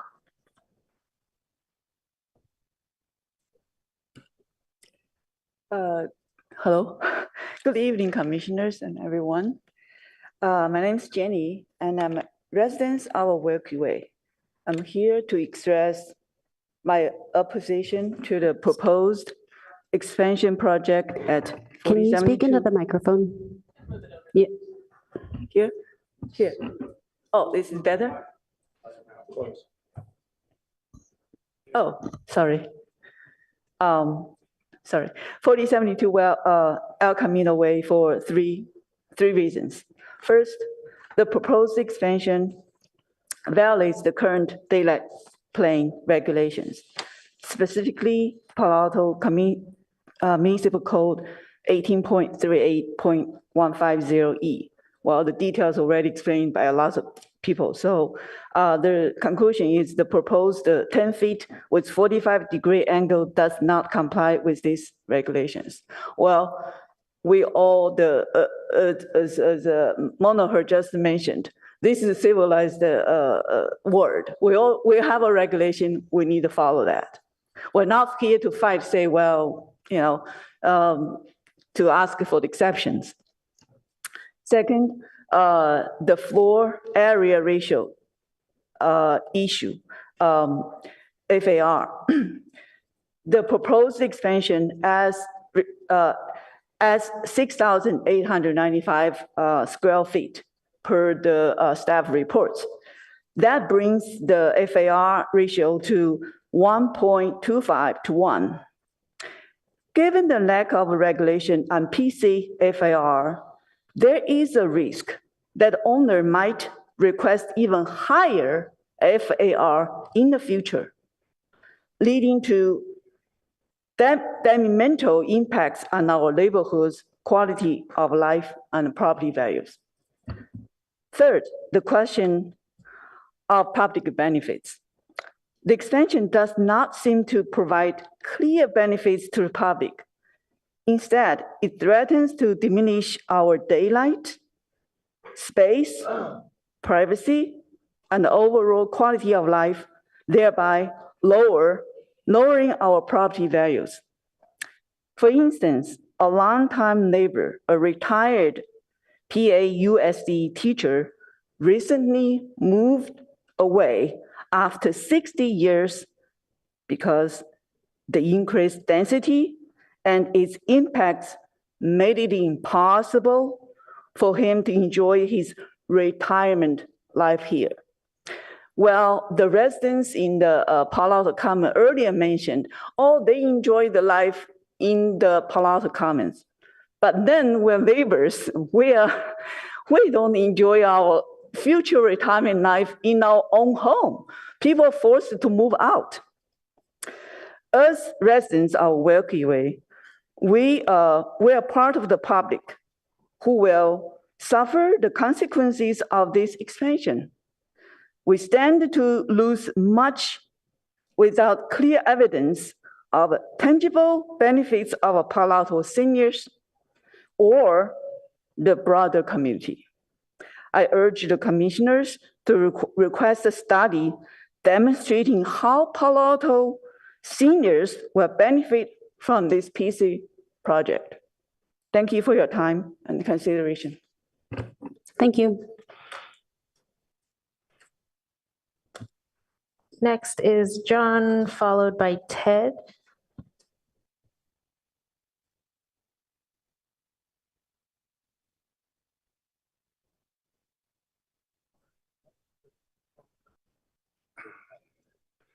Good evening, commissioners. My name is John Irving. My wife, Christine, and I moved to Palo Alto in 1972, raised family there, have observed a lot of change. And I would say that most of it has been well managed as the commissions and the council have weighed the advantages and the impacts and the mitigations to address the concerns of Palo Altans. I first became involved and interested in the Palo Alto Commons when I learned that my friend Bill Reller and his wife Carolyn planned to develop the Palo Alto Commons. I thought it was an incredibly bold thing to do, financially risky, but because of the business acumen and the character of Bill Reller, he was able to get financing in a very difficult time in the late 80s. And it's when I last spoke on behalf of the Palo Alto Commons, encouraging the community to approve this project. On a personal level, my wife's father, in his later years, in his 90s, moved in with us, and we enjoyed his company for 4 years before his care needs exceeded our capacity to help him at our home in Crescent Park area. And so he spent his last months at the Palo Alto Commons, and I am greatly thankful for the care that was given to him in his last years. So change is a challenge for people in general. I think even though that many of the people that live on Wilkie Way probably bought there since the Palo Alto Commons was there, and so it's no surprise about what the impacts of that of Palo Alto Commons is on the community. I wonder if there's an underlying fear, which is a very normal thing, and I don't denigrate this, about, well, what's the economic impact? You know, they invested in this, and what's the economic impact? And so we get a lot of statistics about sight lines, light plane, FAR, and so forth and so on. When I learned from Stephen Reller that there was opposition to their notion that they wanted to expand their dwelling units by not even 10%, 10%. That there was opposition from the neighbors. And I said, you got to be kidding. So I'd like to visit the site. I walked the site along the fence line, which is densely planted with trees. There are some gaps. I think this is a matter of mitigation, that Palo Alto, you and the council would say, okay, this is something that needs to be done for the benefit of the community. There are things that can be done. Okay, so here's one: more planting. The applicant is willing to plant trees along the property line wherever there are gaps, so that the visual potential problem is mitigated. There are trees that'll grow 60, 70 feet high. So that's the sightline issue. As to parking, there are other areas in Palo Alto and where we live, there's a process where you have to have a sticker to allow you to park on the street. Otherwise, if you park for more than 2 hours, you're open to citation. So it seems to me that there's a management opportunity here where employees get stickers. So traffic counts can deal with the reality of what the parking impact is. So let's know that there are solutions here. The big picture is, this is a proposal that is significantly benefits the community. And just think about it. There is now, if the Rellers were interested in making the biggest amount of money, they would propose what's called the builder's choice, which I think you're all familiar with, that they could come in and level that place and build a 20-story structure until the city of Palo Alto comes in compliance with the state regulations about their general plan. There are many applications that are forthcoming, and I would suggest that the neighborhood would You're up on time. would appreciate the Please wrap up. conservative nature of this proposal, and I hope you will approve it. Thank you. Next is Ted, followed by Lily. Oh, so no Ted, Lily.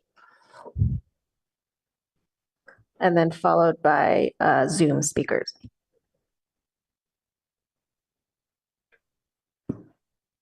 Good evening. Hello, commissioners and staff. Thank you so much for the opportunity to talk with you about this project.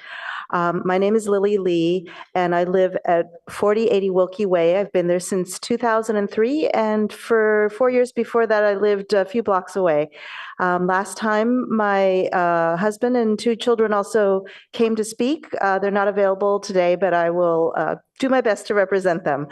I've raised both my children here, and they have gone to school every single day in this time frame that the resident John talked about, and before 9 o'clock in the morning, when and also around 3 o'clock when There's huge crowds of bicyclists, walkers, as well as traffic that makes me very concerned for their safety. And I also wanted to mention the parking. As many people have discussed, I appreciate the good efforts that the facility has made to implement new procedures that may be helpful.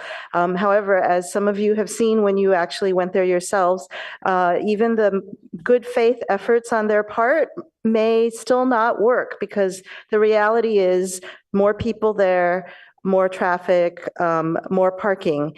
I have myself talked with folks parked in front of my neighbor's house that I knew were visitors at Palo Alto Commons, and there's only so much that the best procedures can put in place to help. I appreciate that there was this discrepancy in what we heard about whether private caregivers can use the parking or not. I heard the same thing that seems contradictory before to what we're hearing tonight. There's just some confusions and inconsistencies that you've already noted yourself. I also wanted to mention the property values. We've had 4 appraisals done over the years, and in 3 out of those 4, the appraisers deducted value due to the presence of the Palo Alto Commons behind us, and we expect with an expansion that that might reduce even more. Privacy is another concern. We would welcome any of you to visit our backyard and see what it feels like to be there. And I appreciate the changes in the locations of the new units to reduce some of the effects. However, just the fact of being these people being closer to us will, of course, reduce our privacy. And then the last thing is community benefits. So I did read Appendix G, so I appreciate the discussion of new painting and some, I think, new awnings, 2 trees that were intentionally made small, and recycling and composting bin space and bicycle parking. It wasn't clear whether that's for the benefit of the residents of the Palo Alto Commons versus for people outside. So that's good, but I also appreciate the commissioners asking about the in lieu fees, because I used to work for city government, and I remembered that there was often a negotiated agreement between the city and the developers to bring community benefits if there's going to be some community impacts. One example could be parks. However, I've been told by the owner at one of these community meetings that because the residents aren't mobile, that isn't something that would be of interest to the developers to add. So the last thing I wanted to talk about was we've heard a lot tonight about the value of the very high quality senior housing that is sounds just very lovely. And I have no reason not to believe that this is a wonderful amenity for the people who live there. And it may have been that it was more affordable in the past. I did ask at one of these community meetings how much it would cost for someone who wanted to move in to one of these new units. And the representatives, the owners, declined to answer that question. So I went on Google and found that a studio listed there would start at $7,450 a month. Of course, that might not be correct, but that's the best I could find. So if we expect that housing is supposed to cost 30% of someone's income, then that would be $90,000 a year, which would mean you would need to have about a $300,000 income to afford that. And on average in the United States, for Your people— time is up, so please wrap it up. Oh, okay, thank you. I submitted some written comments, and I hope that you will consider those. Thank you. Thank you. Next on Zoom, I had 4 people raise hands, and then someone raised their hand last minute. So 5 raised hands on Zoom. First. Well, I believe, Ms. Dow, that we're not taking public comments that come 5 minutes after. So who was the last raised hand? Do you know? Daniel. Okay, so my apologies to Daniel, but we've got to cut it off at some point. Thank you. Okay, so first is Haley, followed by Heather. Hi, yes, good evening. While all housing types are in shortage, not only in the South Bay, but across the entire state, senior housing, and in particular, ones that include independent living and assisted living and memory care units are in desperate need. The current project already successfully provides over 160 homes for our seniors. This is just asking to add 16 more to the existing footprint. So I would encourage the commission to please approve the planned amendment tonight. Thank you. Thank you.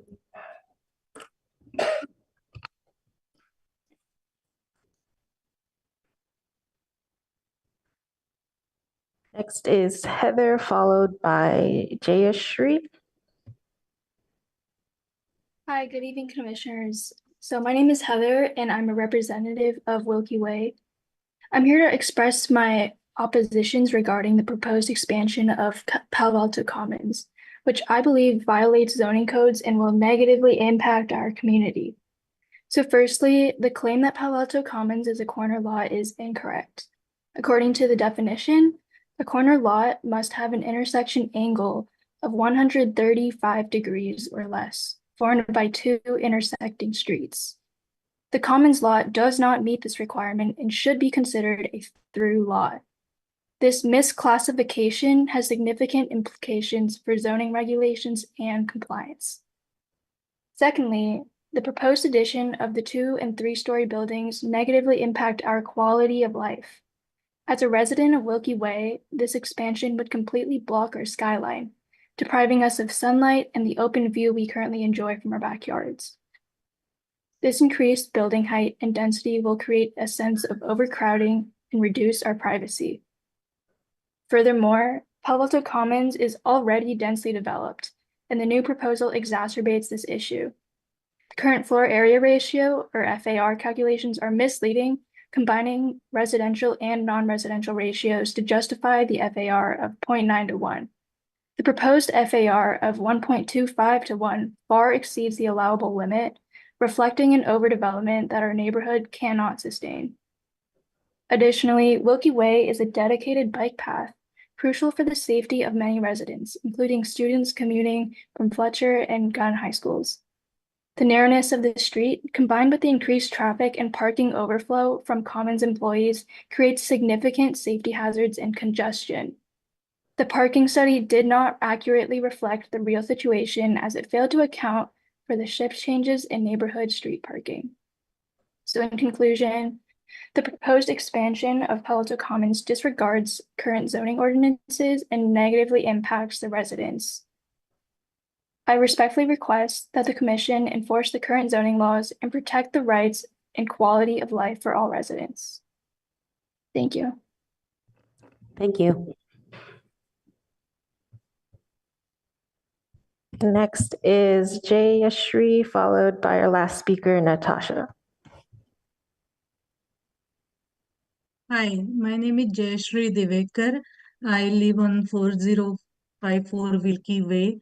And from my backyard, I can see currently the residents and the rooms, even though the trees are there.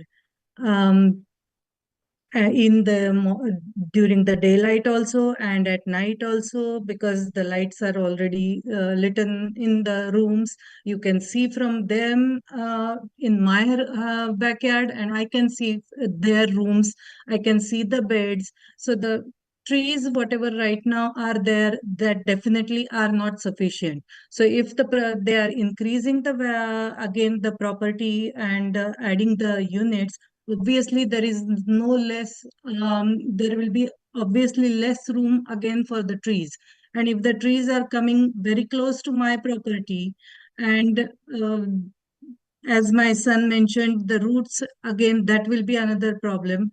And even if they're using the trees which will not be, I mean, those root spreading trees, but still, if they're putting the trees and high trees which will block their views, then it is blocking my sunlight.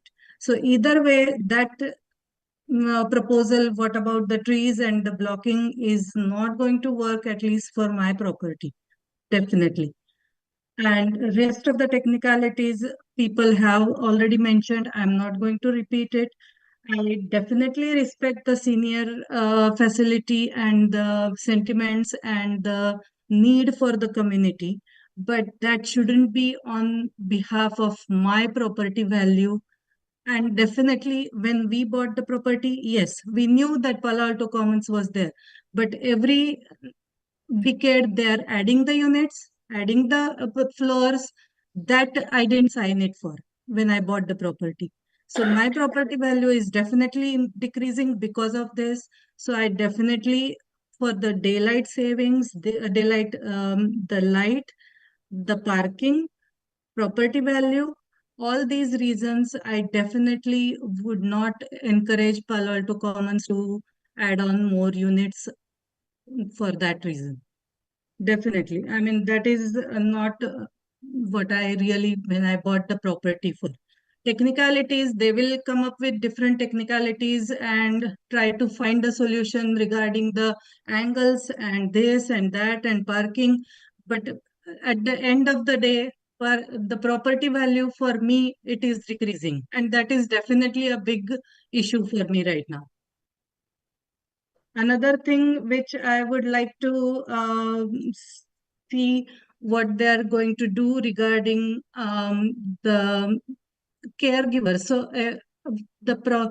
parking anyway, it is a issue, but then the caregivers and the permanent staff members or daily staff members. So that parking lots, whatever they have counted for, is it accounted for? Because I see a lot of parking which is taken in front of my property line. And whenever I come home, I'm trying to find the parking and parking somewhere else and carrying my grocery bags or whatever from 2 blocks away. That doesn't make any sense.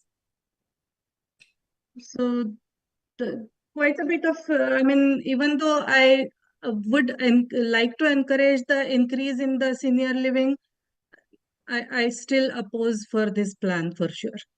Thank you. Thank you. Last speaker is Natasha. Good evening, everyone. Thank you so much for this opportunity to speak tonight. There's no question that the Palo Alto Commons provide good service to our community. I have a 15-month-old baby and a 3.5-year-old baby son. And a few months ago, we actually befriended a resident at the Commons because we love elderly people. Me, myself, I'm very fond of older people. And she became our friends and we visit them all the time. But I have to say that the parking, I live currently at the corner of Wilkie and West Meadow. And the parking situation is horrible and the traffic is horrible. And I worry about the safety of my children. Where I live, I don't have a parking garage. And when I come home, most often there are cars along in front of my house, both sides.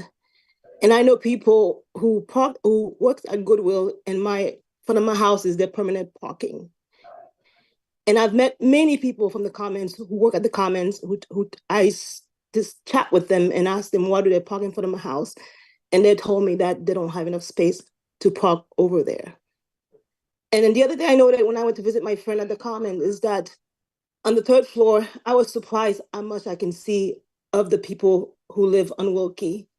And there's definitely a lack of privacy for both the Common residents as well as the residents who live on Wilkie. And the reality is that the parking survey needs to be more thorough. I don't think the survey really captured the issue with parking. As a mom of 2 children, having to drive around the block to find a space to park and then dragging my stroller and my kid to get into my house is not a fun experience that I want to do all the time. And with the proposed units, it's only going to get worse.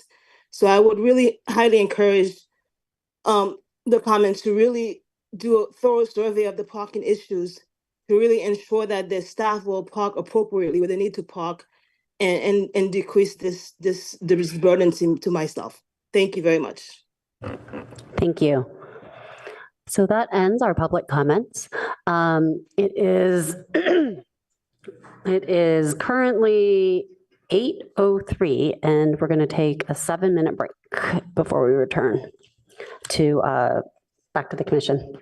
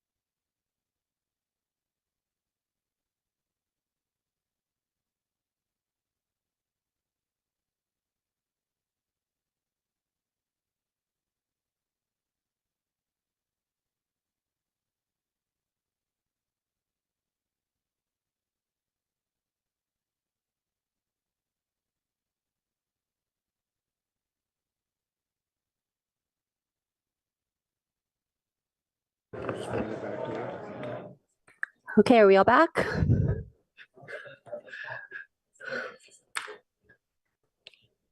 All right.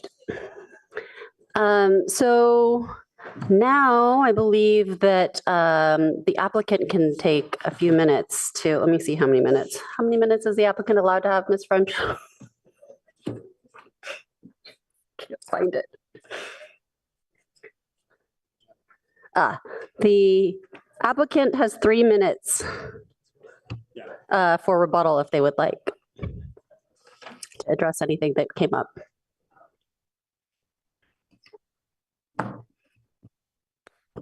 Don't have a rebuttal, but did want to clarify a couple of points. One comment with respect to the parking guidance for private caregivers. Most of our regular private caregivers that are coming on a daily basis and providing transportation for residents have clickers to the garage. They're treated like family members and residents. They come straight in. Other private caregivers that come occasionally to the property have been guided to park on the street. So wanted to correct that. My team corrected me on that one, so wanted to clarify on that front. With respect to privacy, which has been one of the expressed concerns of the neighbors, we have added additional trees to the plan. So we are doing everything we can to screen. There's a fairly, consistent screening across the back property line with the current trees, but we are proposing to add additional ones. And with respect to the comment around our initial pre-screening before we actually made formal application, where we did use the 3 to 6, we realized after doing that the existing building violated that. When we studied it, we realized that the appropriate designation was the 45-degree angle. So from our formal application on, and then as validated by staff's own review of the code and the statutes, the 45-degree angle was proved to be the right measure. And so we've used that in all of our formal applications in our adjusted plan that we've submitted today. So the only comments that I heard that I thought should clarify. Is there anything else I missed or that we wanted to add? I thought I was going to have a chance to speak before, but I guess I'm not public. My name is Steve Reller. I'm one of the owners of Palo Alto Commons, and I just wanted to reiterate the need for this housing. Everybody knows there's a housing shortage. Everybody knows that baby boomers are getting older fast. There's about 50,000 85 and older residents in Santa Clara County. There's going to be about 200,000 in 2060. This is a tidal wave that's coming. This is 16 units that has impacts, but you will not see, I can just about guarantee, another assisted living facility that provides the amount of care that this, or anything else for that matter, with as little impact as this has. These walls are already there. They're getting a little bit closer. The shadow study shows there's virtually no shadow impact. We've offered to plant trees. We'll plant as many trees as they want, and they provide privacy, but they make shadows. Like, we're doing everything we can. We've met with the neighbors. The traffic, there's cars on that street that are not from Palo Alto Commons. There's tons of businesses around there. They have employees, they have customers. I don't know that who's parking on Wilkie Way. I don't know that we're totally innocent from parking on Wilkie Way, but there are a lot of residents that park on the street that live on that street because they don't have garages that they use. There's ADUs. There's people that probably live in those ADUs. They have cars. So to blame the whole parking situation on Wilkie Way on Palo Alto Commons is just not right. So I really hope you'll at least just tonight approve this just to get it to the ARB, which will come back to you, of course, before it goes to the city council. So this is just one step in the process. Thank you. Thank you. Okay, so then that brings it back to the commission. So if anybody would like to speak, please light them up. We're going to start with Commissioner Aiken. Thank you, Chair. Let's see. First, a very heartfelt thank you to all of you who've spoken. We could not do the job we do without the information that you bring to this. So thanks, all of you. Personally, I believe the public benefits of this project are significant, and I want it to move forward. At the same time, it really does impact the neighbors, and I want to protect them to the extent that the law permits. I think that the applicant's attorneys on packet page 142 have provided a very convincing argument that we should be treating this PC like a residential use, not a non-residential PC. Furthermore, as several people have mentioned, the code is very clear that this is a through lot, and the boundary that's shared with the Wilkie Way neighbors is a rear line, not a sideline. So those are the criteria we have to apply here. Taken together, I think this implies something that Vice Chair Reckdahl mentioned the last time this came before us, which is that the appropriate criteria are a 45-degree daylight plane and a 20-foot rear setback for the new construction. As was also mentioned, new construction needs to abide by the rules that are in place today, not the rules that were in place an arbitrary number of years ago. It looks to me from the plans like only 3 of the second floor units would need to be modified to meet these criteria. So I think this could be done without sacrificing any units, although 3 of them would get smaller. When the time comes to make a motion, I think we as the PTC should recommend that the ARB looks into that. Sorry, this is historically, the ARB, the term ARB means something else to me.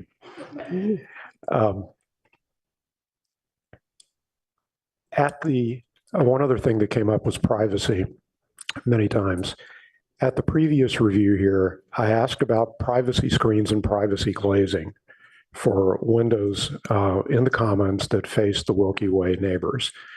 And I'd urge you to look at the individual review privacy guidelines, which determine what kind of visibility you can have between R1 projects. They are really very well designed and extremely useful. And I hope that the project architects are looking at those as a model.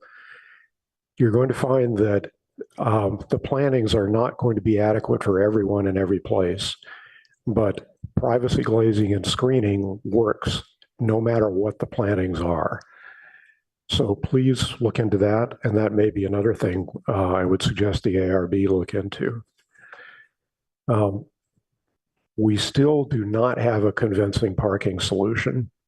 And the main reason for that, I think, is that we don't have an accurate assessment of how much offsite parking is actually being used by Palo Alto Commons related traffic. And I don't want you to let this slide, because when you get a TDM plan, if it's going to be enforceable, you are going to have a way to measure that parking use.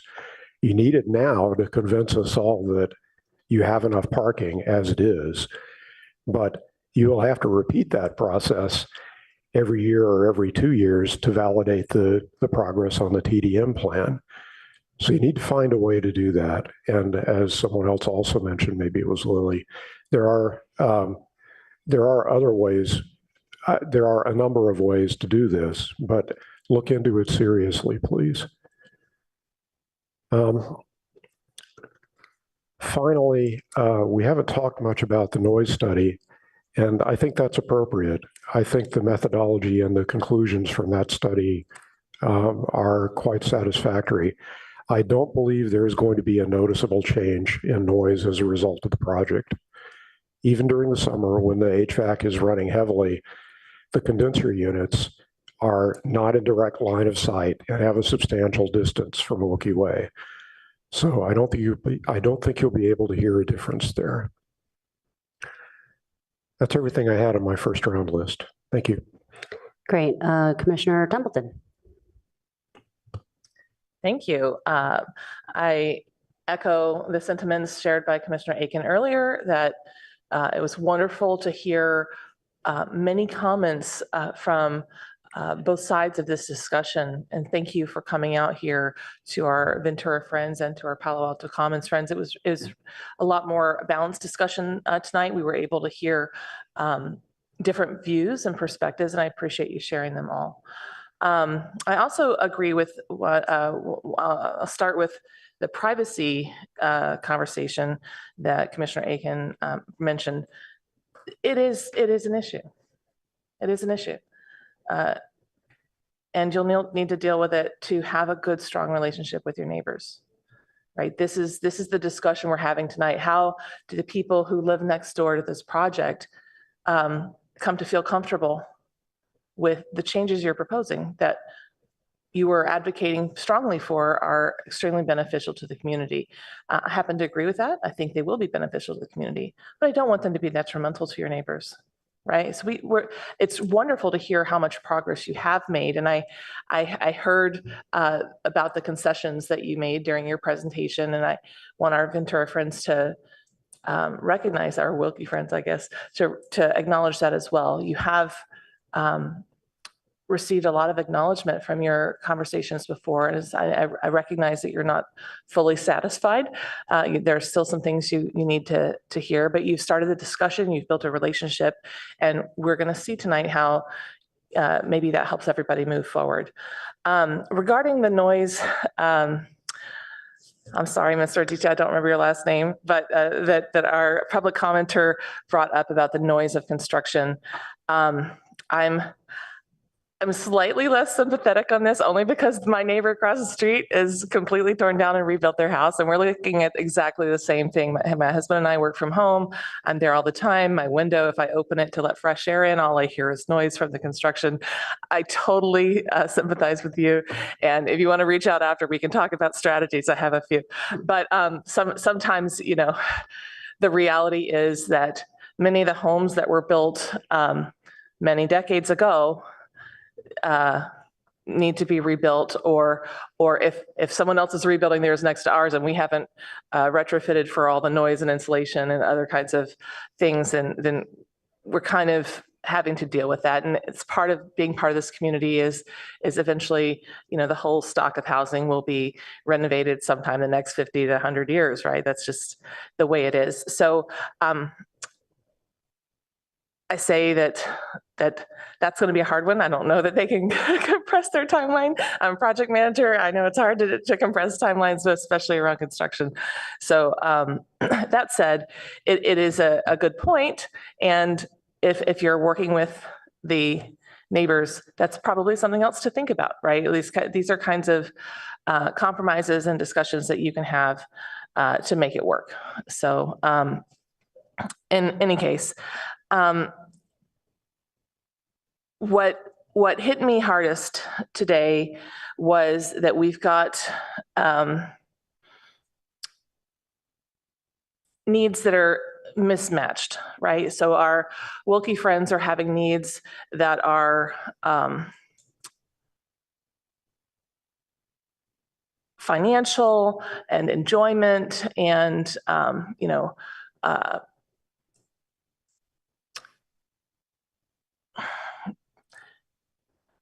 dealing with parking. I'm not even sure how to describe that. Like, that's a need. And we're contrasting that with the potential of having 16 new individuals or couples coming in with an existential need, right? And it's hard to balance those out because they're both needs and they're both valid. So what we're having to deal with is acknowledging that there are things that everybody wants, and sometimes you can't have them both, or if you do, you have to compromise. And that's part of being in a community as well. So I hope you guys will continue coming to the table and talking about and acknowledging that these needs that our Wilkie neighbors are having matter too. And that doesn't mean they don't want people to have safe, happy, healthy senior living facilities. Right? That doesn't. No one over here. I didn't hear any of them say that. So all that said, I do think I agree with Commissioner Aiken that we need to move forward and get the ARB insight on this as well. So thank you. All right, we've got Commissioner Suma and then Lou. Thank you very much, Chair, and thank you to everyone who spoke this evening. I will also associate myself with comments already made by my colleagues, both in how useful it is to have the public engaged in this way and how much it makes us able to do our jobs better. And I will add that my concerns are many of the same already mentioned. I will say construction is always a problem for people who aren't doing the construction. The logistics are managed by the city in their construction hours and allowable decibel levels. I will say that every time I've ever been, for any reason, on El Camino Way, I am struck by how there is no parking ever. I don't know at night, but, and so it's going to be really important here to get construction logistics right so that the whole neighborhood works still. And I think somebody might have mentioned already that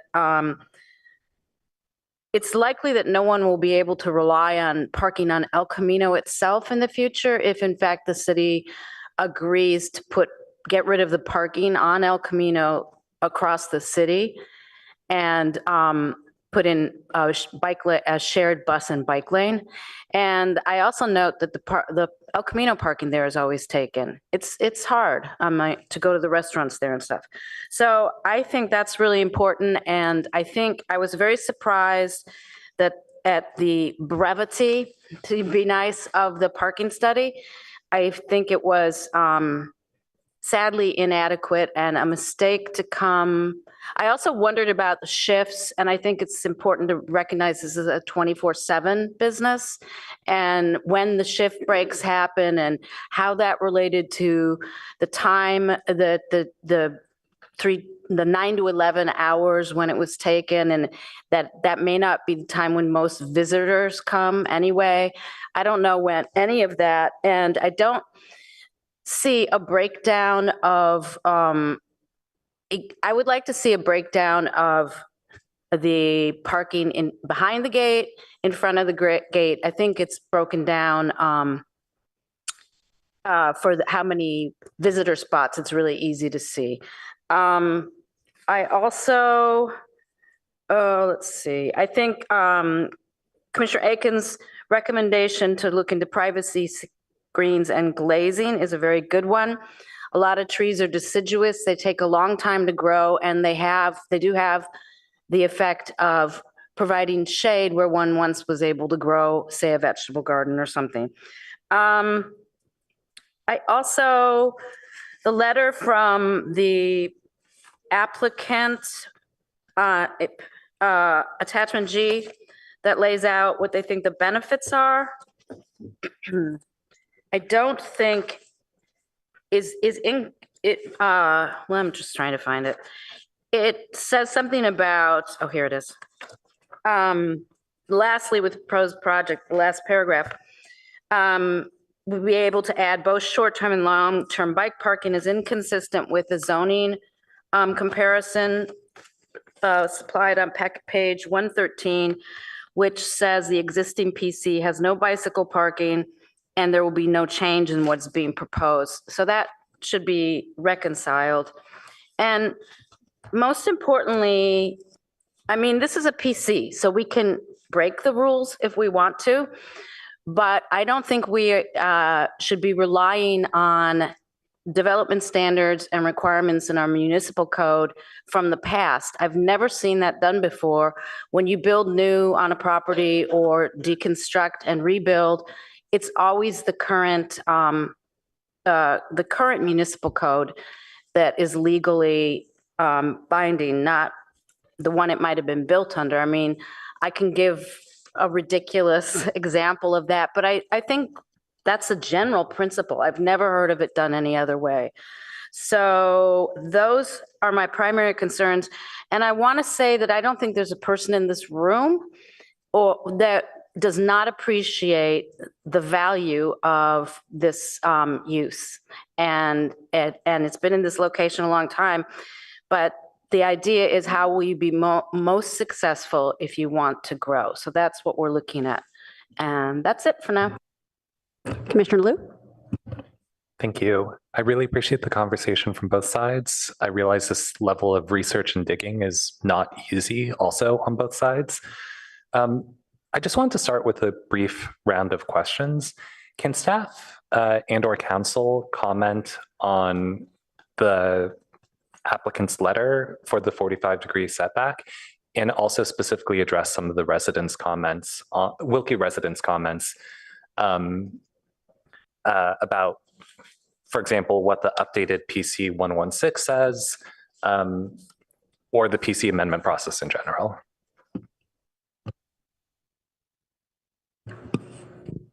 So we're happy to do that. Do you have any slightly more specific questions?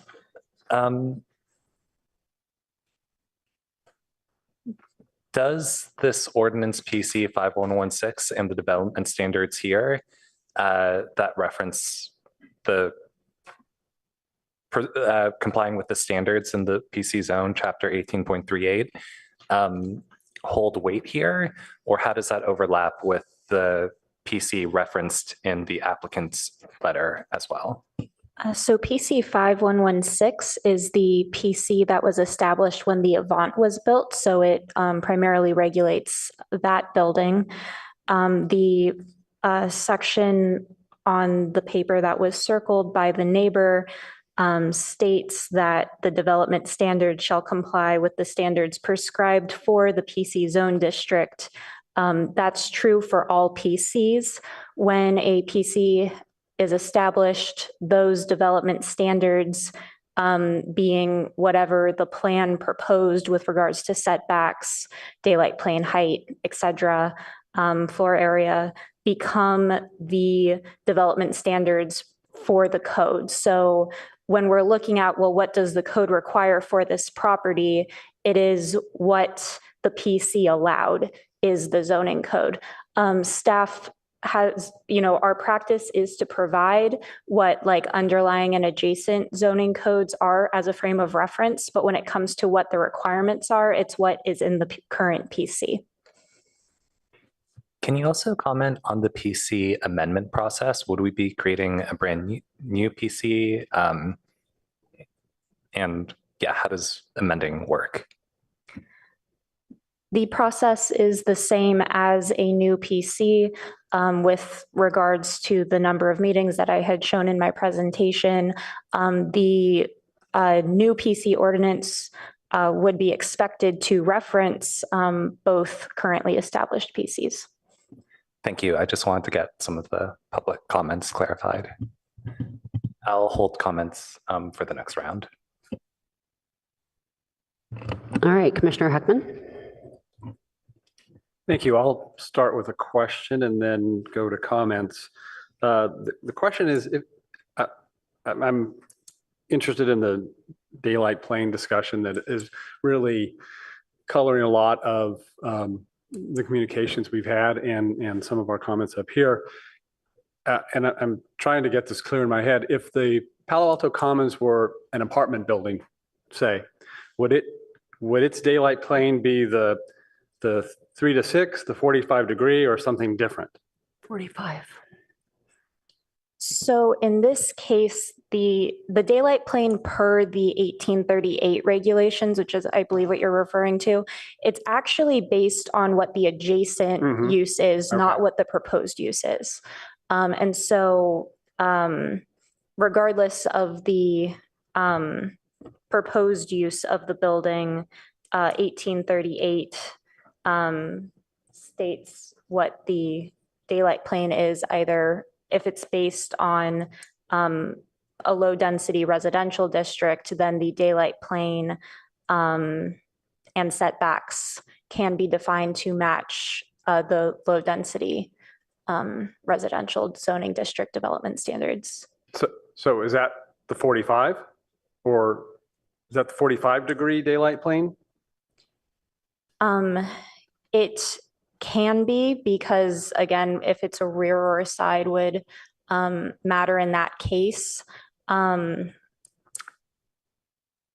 think that Kaio had some additional information to add to this. Yeah, thank you. Kyle Ariano, Chief Assistant City Attorney. So I think that's Mike, that's we can't hear you. good evening, Kyle Ariano, Chief Assistant City Attorney. I think that's exactly the right analysis. Is it a residential use or is it non-residential? And depending on the answer there, you get to what the appropriate daylight plane would be, either 3.6, 3.6, 6.3, I forget how that ratio specified in the code, for non-residential use, or 45 degrees for residential use, because in this case, the adjacent property is residential. So that's what you would apply. So if the proposed project Can you were, move the mic so it's much closer to your mouth? if the proposed project were apartments, and assuming the apartment complex had 60% of its gross square feet as residential, which I think is probably a safe assumption, then we would apply a 45-degree angle for the daylight plane. Okay, all right. And so I that was my understanding, in that really the issue here is that due to the absence of kitchens in these units, they're not considered housing, they're not considered a residential use, at least for RENA purposes. And so we're not treating them. So if this were a new development, we wouldn't be treating it like an apartment building, but because it's not new, it's been here since 79, and in 79, our rules were different and did treat this type of use as a residential. Staff's recommendation is to basically continue the sort of historic application. Do I have that right? I think that's right. It is tricky with PCs. Mhm. I think we can safely and all agree on that. What the PC chapter of the zoning code says is, and this is 1838-070, second paragraph. The development plan shall, as approved by the city council, become part of the zoning regulations applicable within the respective PC district. So here we have a development plan approved originally in 1987, and there was another one, but that's for the Avant. So the development plan approved in 1987 has some drawings that depict a 10-foot setback and a 45-degree angle daylight plane.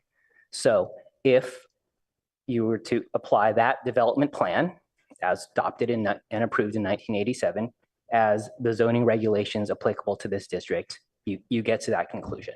Okay. All right. That took a little longer than I thought, so I'm going to come back around for comments there. Thank you. Okay, so I do have one question, and I want clarification on the parking issue is one that we've heard a lot about. In my mind, the biggest issue is that the PC has never been in compliance with what it was supposed to do with respect to parking. In other words, the commuter plan there was no documentation that that's ever been put in place. So the reason I'm asking about parking is I want clarification on how, so post remediation, about 2 weeks after our the last time we heard this project at the PTC, the letter was sent out. So who exactly is eligible to park behind the gate? Because in the letter, it says specifically that private caregivers need to use public parking. And today I was told that only family and residents can use the parking behind the gate. but then was told in person here that that's incorrect. So I'm wondering what really is the policy?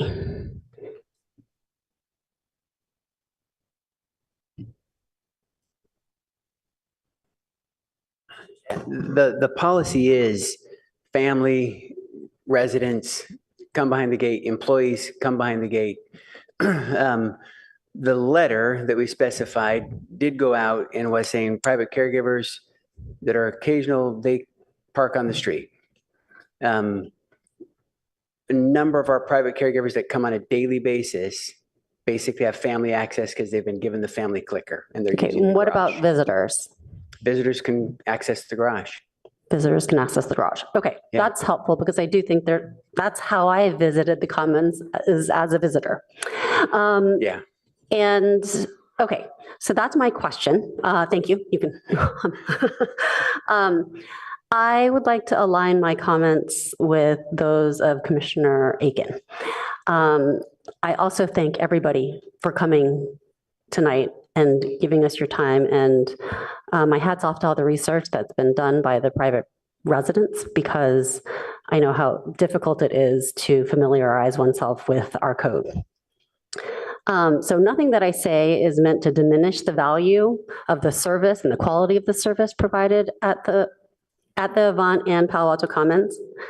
But yet I remain concerned about the impacts on the Wilkie residents, as I said last time, and it's unfair for the burden of any public benefit to rest on the shoulders of 7 households, all without compensation.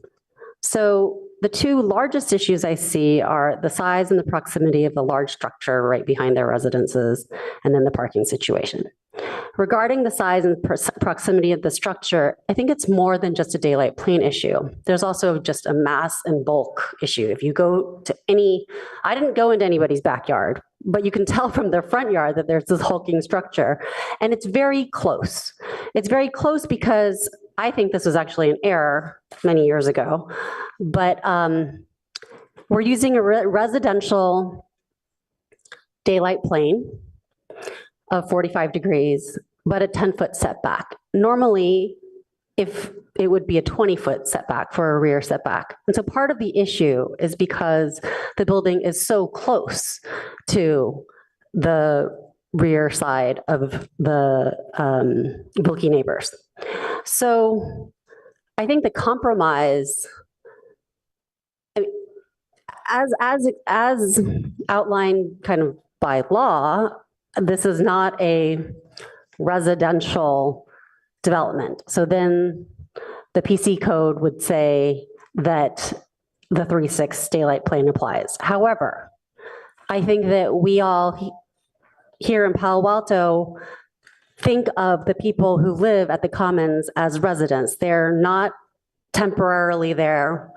So in spirit, these are residences.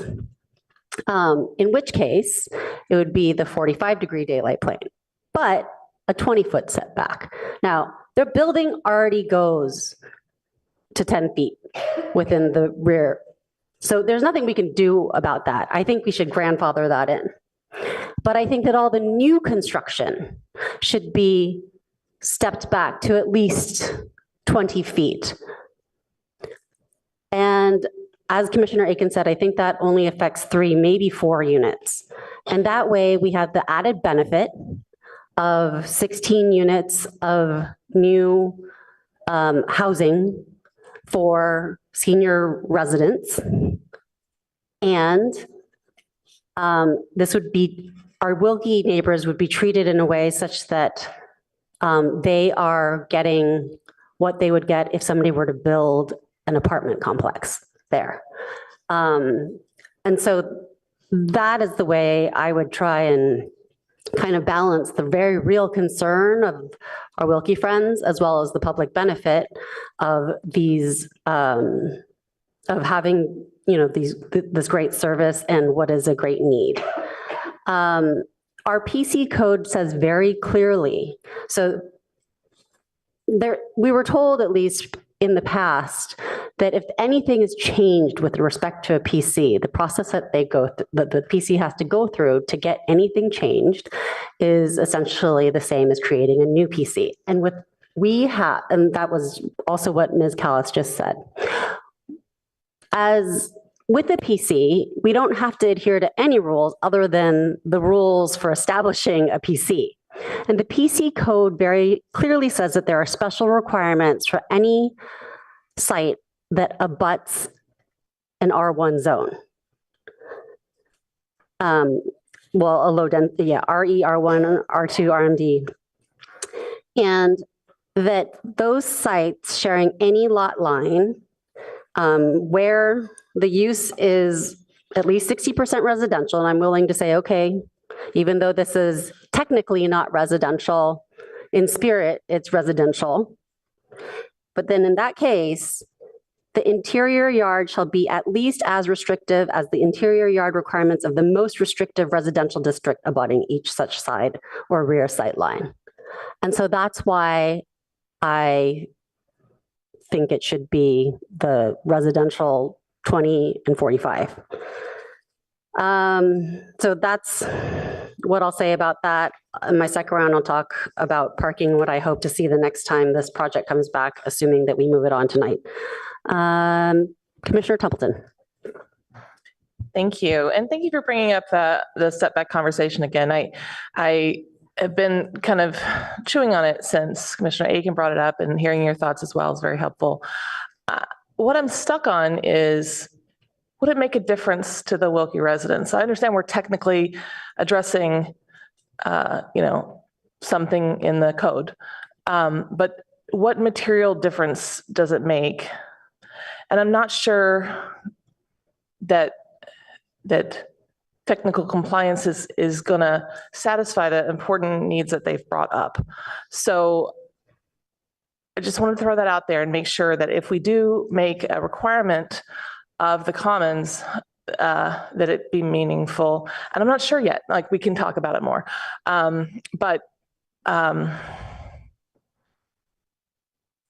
Regarding the parking, I'm not even sure at this point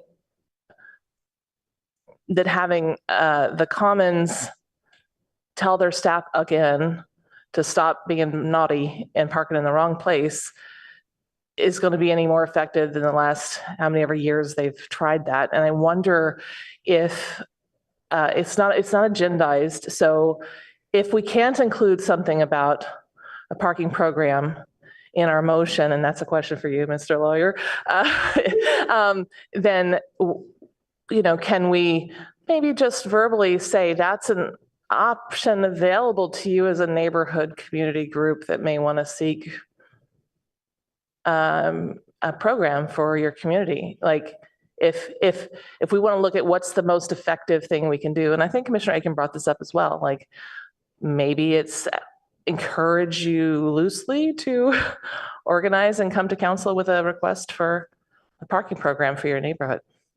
Okay, that's what I got for now. Thanks. All right, Commissioner Aiken. Thank you, Chair. Just a couple things on this round. One is, if you haven't read closely the letter from the applicant's attorneys, particularly on packet page 142, where it talks about what qualifies as residential. To my mind, this really put the question to rest. The way the state treats this is very definitely residential. So I'm satisfied on that point. Let's see, the other point was, can we do something that makes a genuine difference to the experience of the people on Wilkie Way? Well, one way I thought about approaching this was to give direction to the ARB to say, identify the units, at least, perhaps features of the building, which have the greatest visual impact, and find mitigations for those units. And while I think that's the philosophically right way to go about this without something that's really concrete and quantitative. I think it's asking too much with too little chance that what returns will be acceptable. So we really, if we're asking the ARB to do something, I think we really need to provide some concrete guidance for them. So that was as far as I could get along those lines. Thank you. Can I ask you a quick clarifying question? Yeah, go Sure. ahead. Do you think that telling them that it's coming back before us, and if it doesn't meet our needs, then we'll not approve it? Like, I'm sorry, I didn't quite understand. Could you rephrase? you're saying that unless we come in with some of these technical forcing factors, that the ARB won't comply. And No, that wasn't my intent. oh, can you clarify? Just that they won't know what our intent is. Can't we just say we want the experience for the Wilkie residents to be better? Yeah, that's where I started with this idea, but I wasn't able to come up with anything that I thought was concrete enough to provide direction to the ARB that would let them come up with something that would be acceptable to us. So it's thus the search for something that's a little more But will pushing it back to specific. 20 feet do that as well, either? I mean, it's measurable. I think it's a good quantitative approximation of what that earlier squishy statement was, that we can't do anything about the structures that are grandfathered in. We can do something about two things. We can make sure that the daylight plane is preserved, which, as we know, is something the ARB cares about. And we can make sure that things don't get any closer than the minimum allowed. And then for other issues, we have to use other solutions like privacy glazing and screening. But for where the bulk of the building goes, simply pushing it back and making sure the daylight plane is observed may be all we can do. But so we're saying that the claim that the daylight plane is currently preserved in the current proposal is not right. It's confusing. I'm just okay. Thanks. All right, let's go on to Commissioner Heckman. So I want to thank all our speakers. I also want to thank the applicant for what I consider significant revisions that they made to the plan since the last time they were here. We expressed a lot of concerns, and I think a lot of those concerns were addressed, and candidly at no small cost to the applicant. They're losing 2 units out of what was 18. So I wanted to recognize that those efforts had been made. A lot of the focus here is really on the interplay between this development and the adjacent residents. And on the daylight plane issue, I guess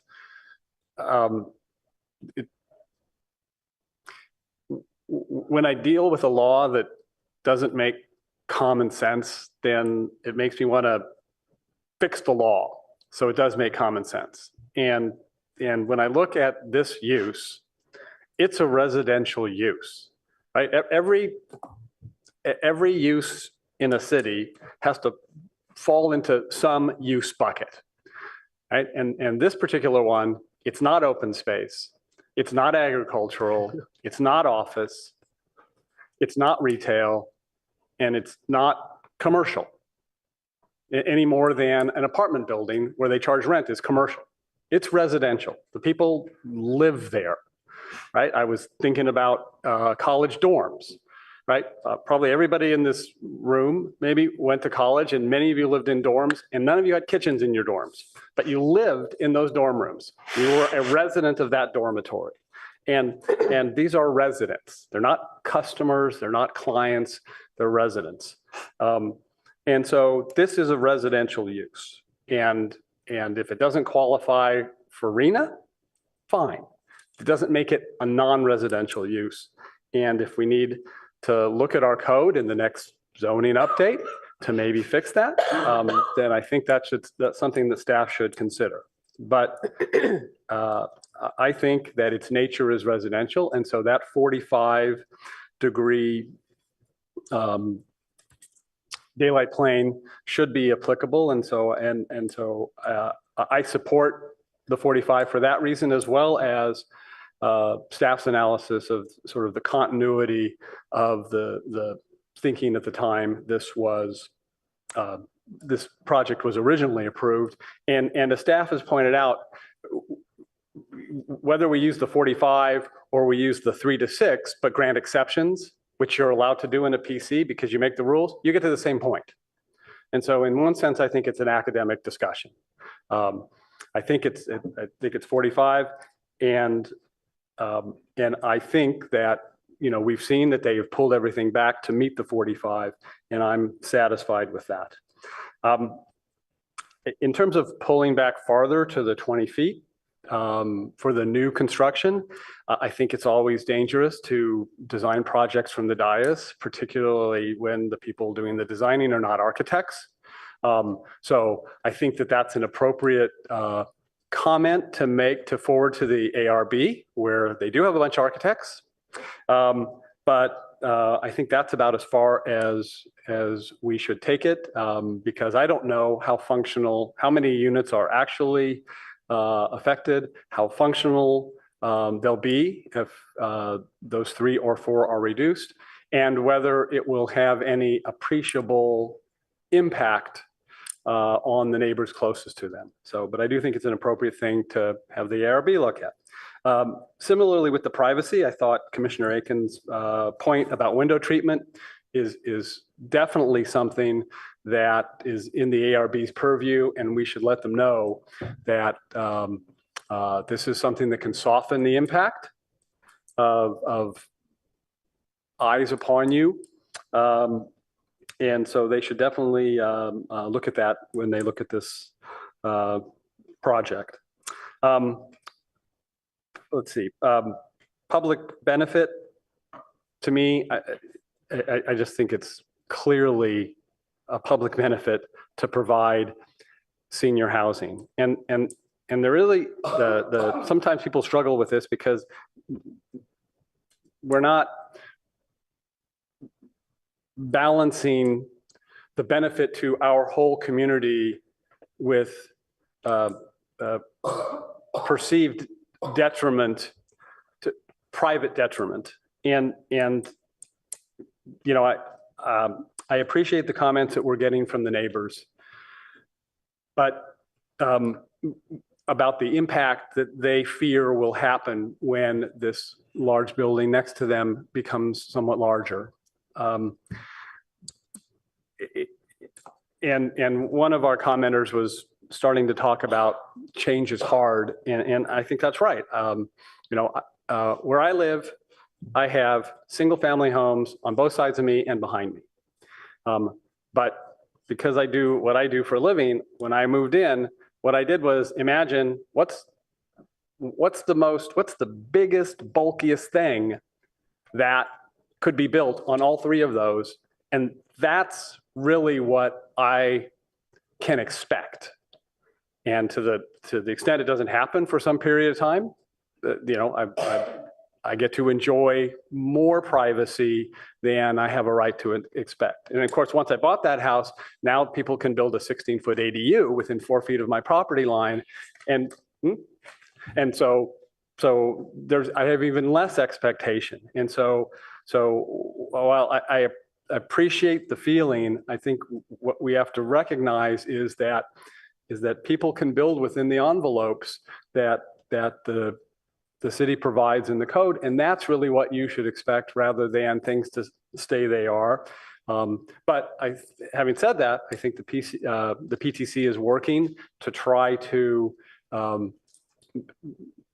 make this new addition as compatible as it can be in consideration of the concerns that we're hearing from the neighbors. Just a couple, but I do think that public benefit of senior housing is clear here. The final thing I want to talk about is parking. So we got a parking study, and I honestly don't care that it's short, because what it concludes is parking is adequate. And I'm not hearing the applicant say that's wrong. And so I want to believe it's right, and I want to hold the applicant to it.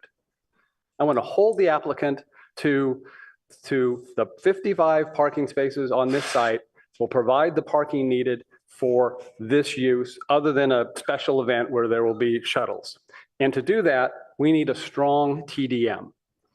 And so when the TDM comes to us, that's really, I'm going to be looking at that.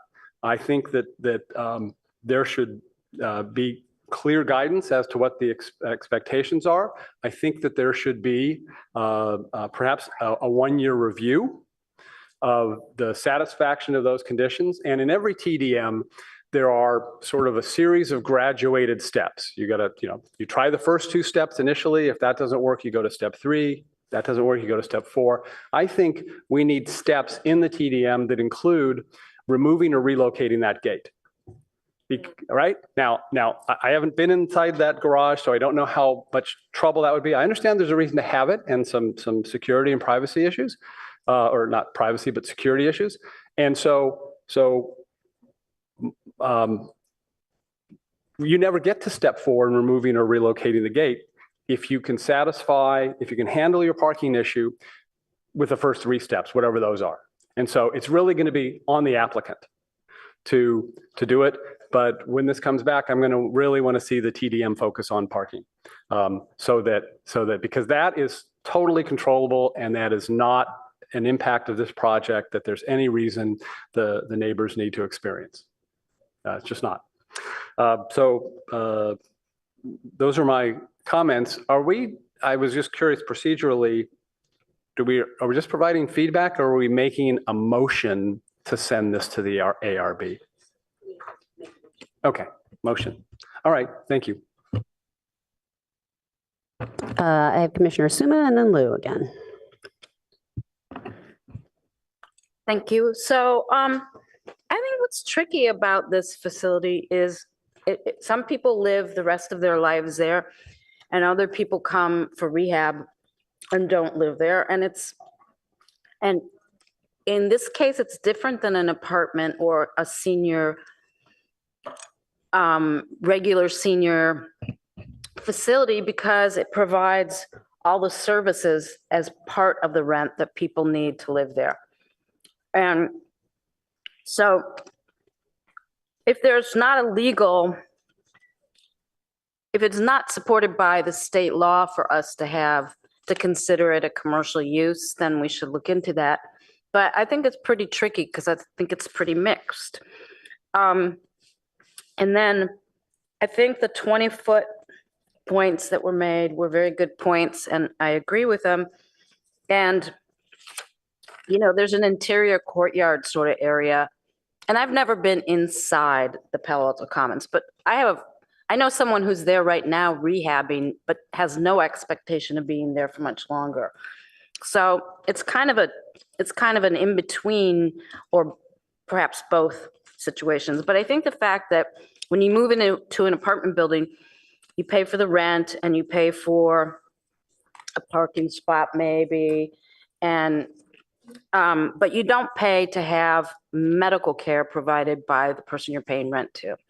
So I think that's kind of tricky, but I realize it's also people's homes, which is super important. And I was wondering, and this is a question for the applicant, how many people between all the different kinds of providers you have to have in the executive team do you have working there at a given time? And I assume that staffing is a little slimmer at night. Curious.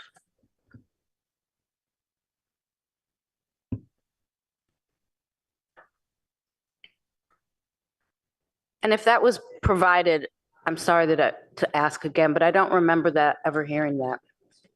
The proposed staff is on the cover sheet of the plans. It says that there is a maximum of 54 there at any given time. The applicants might need time to, reflect how many.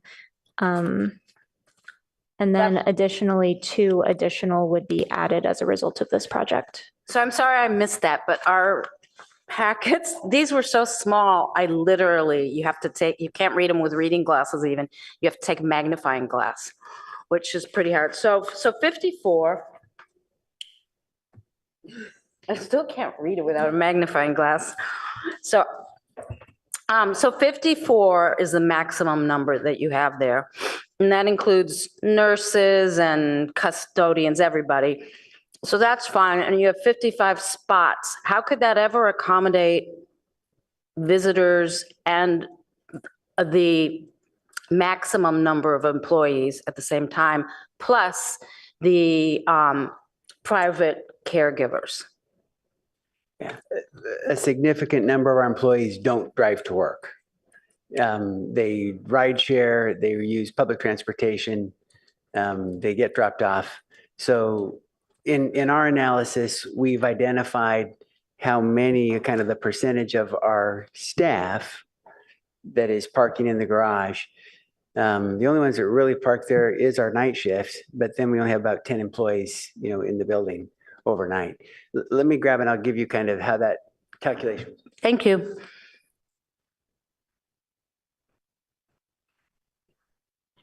And we haven't had great success in Palo Alto relying on TDMs because they're not monitored rigorously. And that's why I would like to see a more fulsome parking study.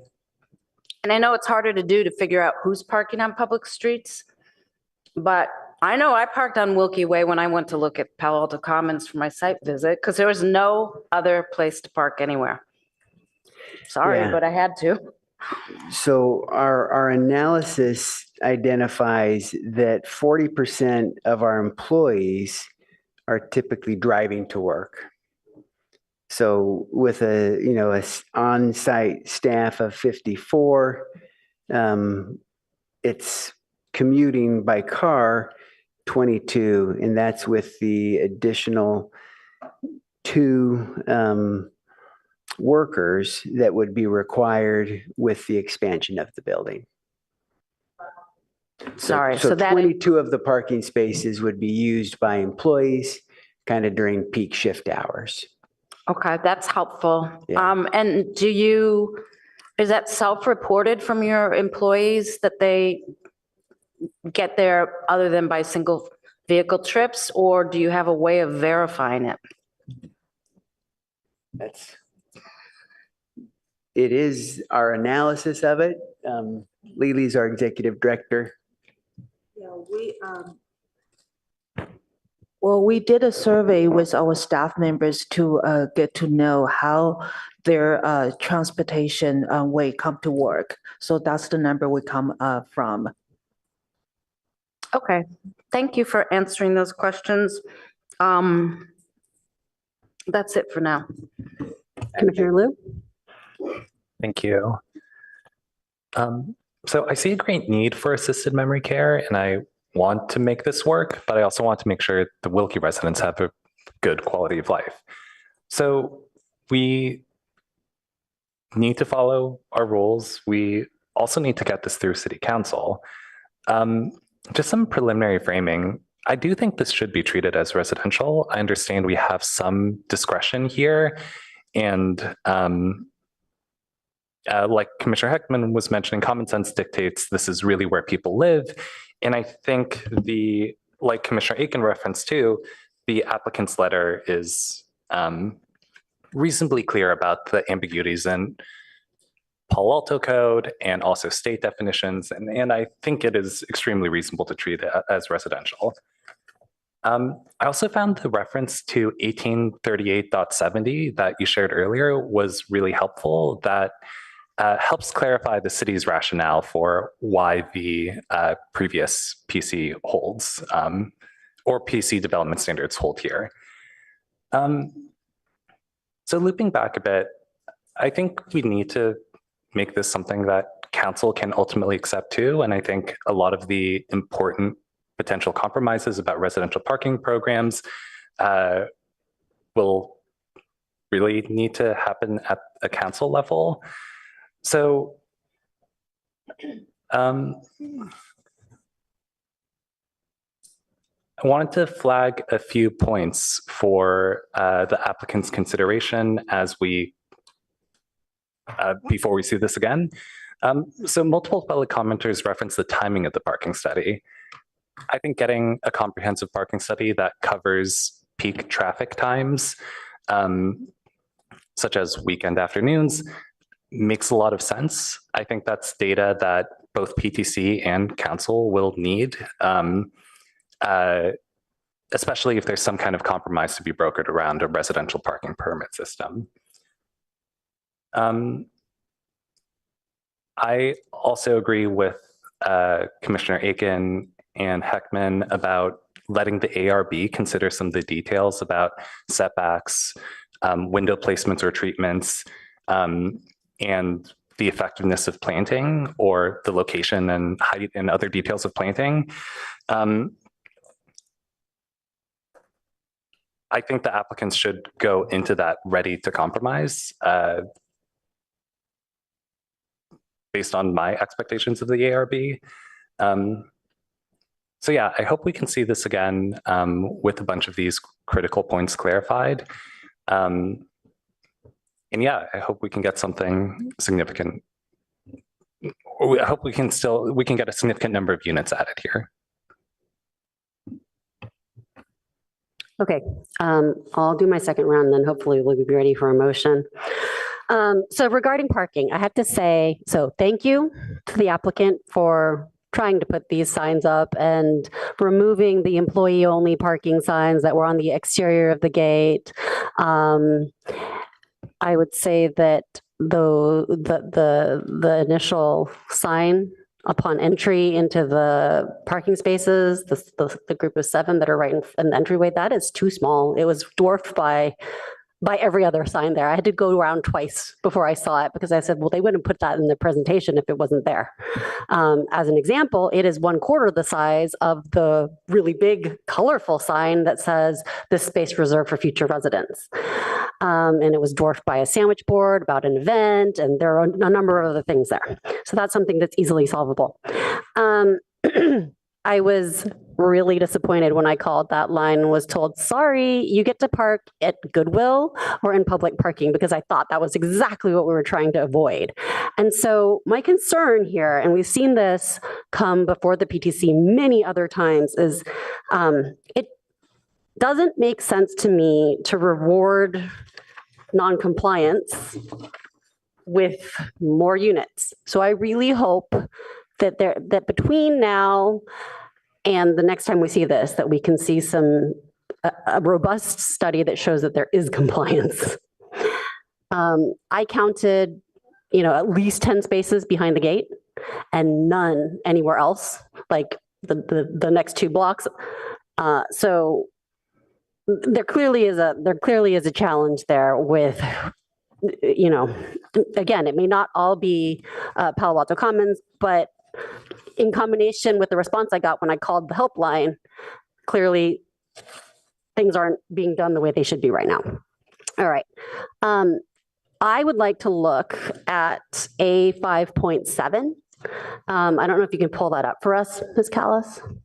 And so the question from Commissioner Templeton was, would stepping back all the new construction to 20 feet make a significant impact in terms of what this feels like to the residents? And so what the difference is can be seen in these drawings. So it's 2 stories, 10 feet from you versus 2 stories, double the distance, 20 feet from you.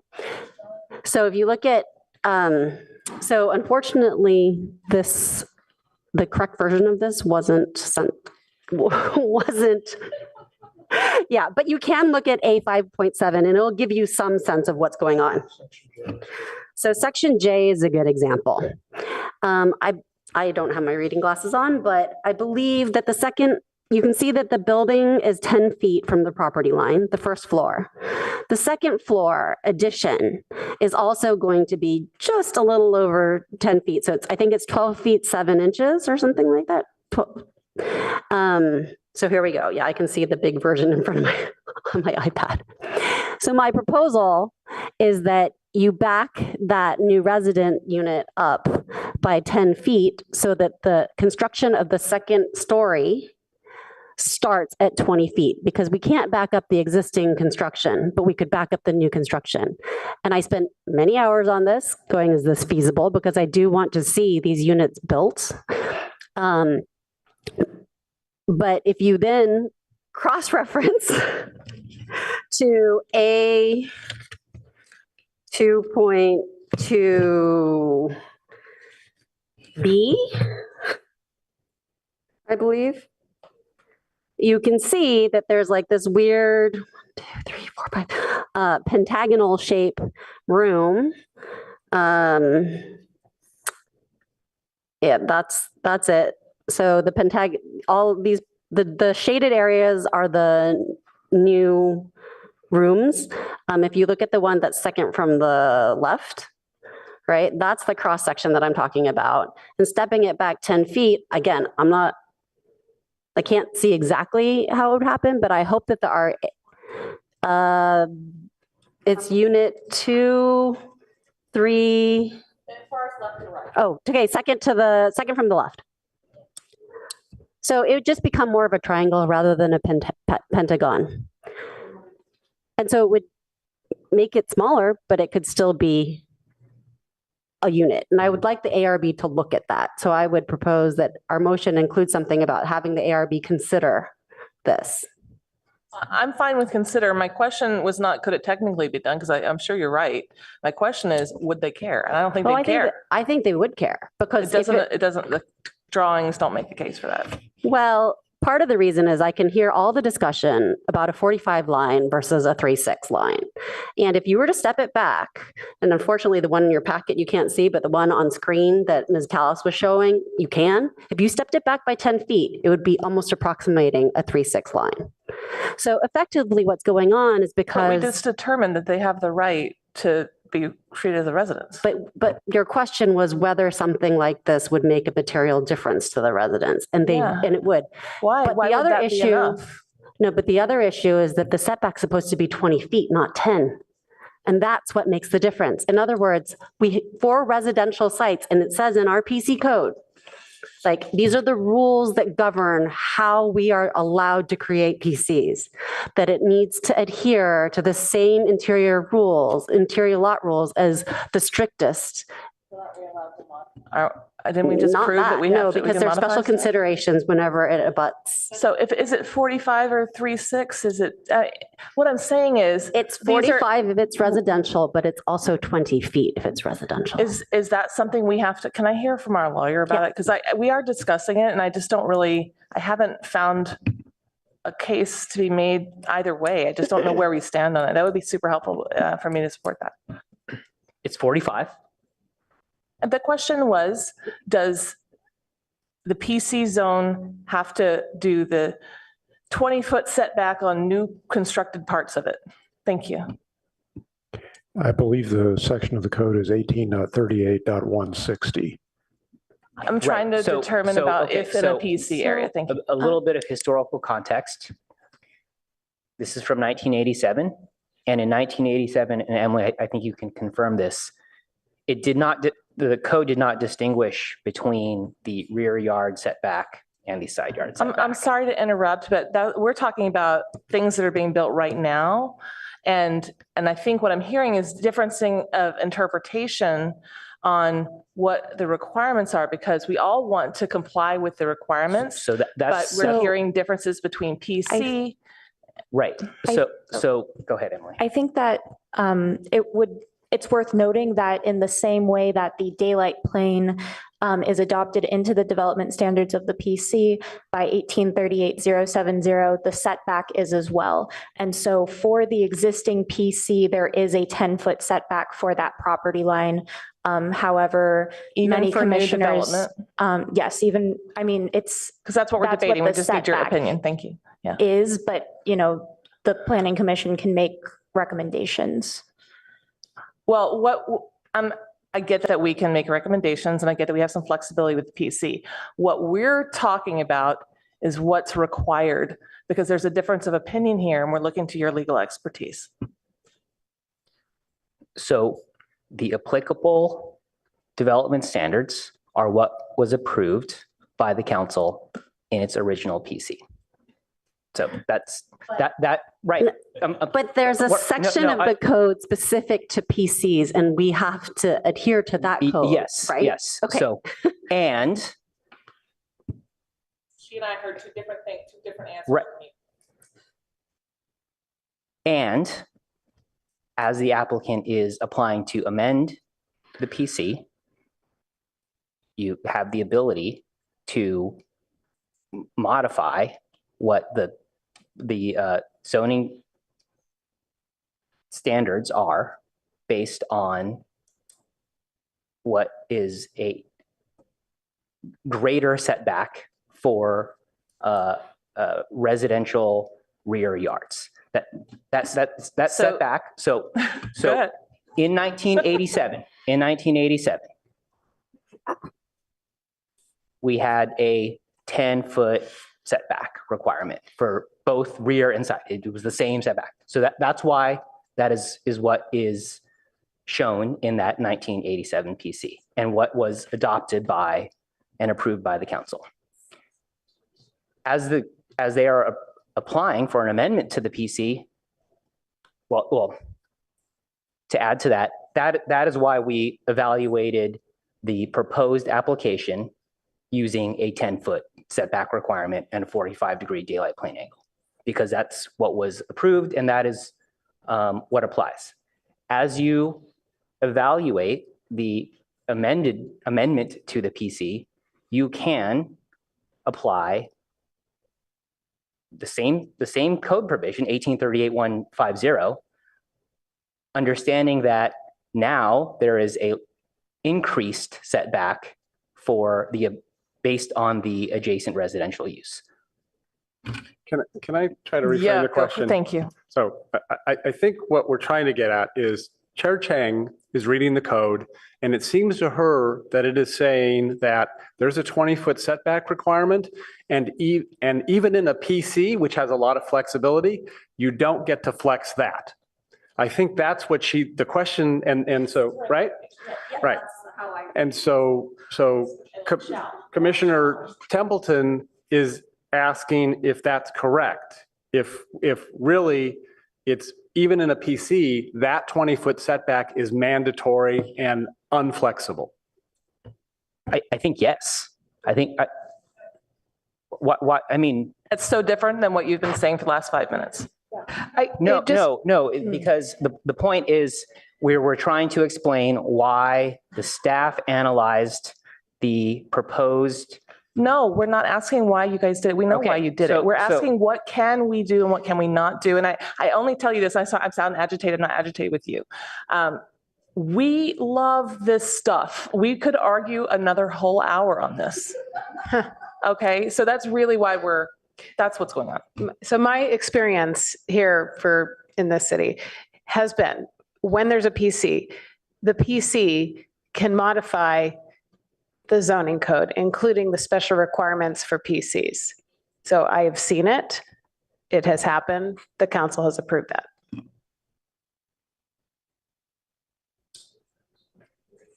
So I defer to Ms. French's expertise on this. That's fine. So I do think, I mean, we're here in real time talking about it, but as this moves forward, and clearly in the staff analysis of this project, they have not applied a strict 20-foot to the new construction. And so I think staff has been treating this project like Ms. French says they have historically. But I think as this travels to the ARB and comes back to us, maybe you can take a look and just make sure we're not setting ourselves up for a major redesign even farther down the road if we discover that one provision is inflexible, which in my experience, it's not, but I haven't really studied this code to see if it might be. And I'll just add that, often we find ourselves preparing tables, comparing when we have PCs. So that can certainly be part of what we bring back, showing, for instance, in the regular RM20, RM30, it's only a 10-foot setback when it's abutting an R1. So that's another data point that would be helpful, I think, as we look at this project going forward. Okay, great.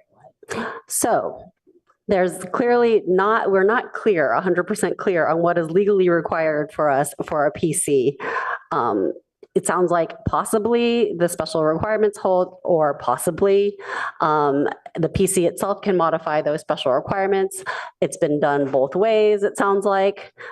So I think we're ready for a motion right now. Would anybody like to One make? more comment Okay. is to say, I like your idea of giving guidance to the ARB about the concerns we have, and I have no problem with that. I just want to make sure that we were clear about the language of the guidance. Okay, thank you. So great. So I see a light from Commissioner Aiken. All right, so I'll try and craft a motion that I think we could all buy into. Let's start by moving the staff recommendation with the following list of topics for the ARB to consider.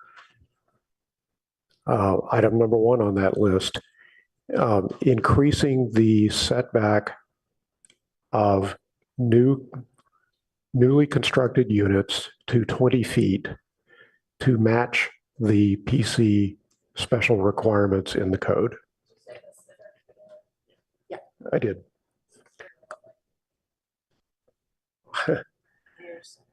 Consider the feasibility, consider the practicality, like, what do you mean? Yeah, this is why I didn't want to go down this road. But yeah, so there are 2 considerations. 1, feasibility. 2, benefit to the visual experience of the neighbors on Wilkie Way. Okay. Second item, consider the use of privacy glazing and screening as per the individual review model. Would we want to say anything about soundproofing? At the February meeting, the residents talked about the sounds. All right, well, let's come back to that. Okay. Okay. So consider the use of privacy glazing and screening for example, as the individual review model uses for windows facing the Wilkie Way residences. Okay, those are the 2 items that I would have placed on the list. Now let's see if there are any others that may be of interest. You were mentioning soundproofing. What did you have in mind? Well, if we're going to have requirements for windows, I just wonder if there might be any point to adding the sound. I think there was a question about sometimes with dementia patients, there's sounds, but I don't know anything about that, and that would be an ARB question if even they wanted to look into it, but that's up to you guys. So you're thinking about sound generated on the Palo Alto Commons side that would propagate to the Wilkie Way side. If somebody's having frequent loud episodes, it might be a way to mitigate that. So consider the use of, this is not the right terminology, but soundproofing windows as well. Yeah, I mean, they would know better than I would on that. I'll second that motion. Well, I'm not sure we're quite done making the motion, but No, sorry. yeah. All right. So I've heard the base motion following the staff recommendation plus the 3 items that have been suggested as additions. I'm entertaining any other possible additions before we close the motion and then move on. Well, if you were looking for a second, I would be happy to do it, but it sounds like Brian had beat me to the punch. Oh, minor tweak. We should also mention just window placement, like oblique angles, hiring, other privacy protective options for window placement. Yeah. Yeah, those are actually in the individual review guidelines, if I remember correctly. Okay, I was sure they were Yeah. going to talk about that anyways, but yeah. Yeah. All right. Oh, should the ARB also consider planting? Or is that's kind of getting into landscape architecture and the privacy effects of planting and That is in the ARB's yeah. purview. They Okay, always yeah. consider the landscape, so they will. Okay, so the fourth item would then be consider landscaping for privacy privacy. purposes. Are Yeah. there any other? I mean, landscaping is not going to help you with sound. Yeah. But Commissioner Suma's comments about landscaping should be included in the motion. Those were good. I just was trying to be helpful, but I don't think it hurts to put it in the motion because it shows our emphasis on concern for the impacts on Wilkie. Okay.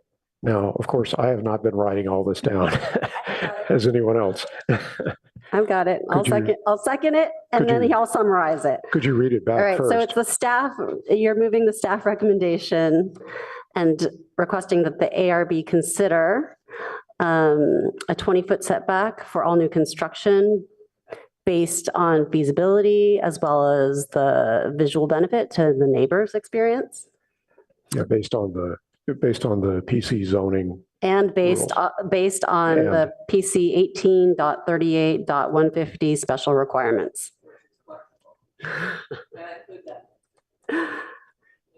Inspired by. Well, we're asking them to consider it. Okay, and then the second point was privacy mitigations, such as those that are in the individual review process. The third point. Particularly for glazing and screening. Yeah, I think we should say. Particularly for glazing, screening, and positioning. Consider use of privacy glazing, screening, and window placement. I think I just got that. Okay. And then the third one was consider soundproofing or soundproof windows or something to that effect, right? Yeah. And then the fourth one was landscaping for privacy. Right, those are all the points. Ms. French, is there enough specificity there to Yes. pass something along to the ARB? 4 is reasonable number and the specificity is reasonable too. Okay. All right, then I think the motion is closed now. Okay, so do we have discussion on the motion? I have one comment. Okay, Commissioner Suma, then Heckman. So I think I will be able to support the motion, and it does not contain direction to the applicant on the necessity for a good TDM program. It was emphasized by Commissioner Heckman, but I think that if everyone's comfortable with feeling that the applicant knows how seriously we take that, we're okay. Because it's really a recommendation. That was the only comment I wanted to make.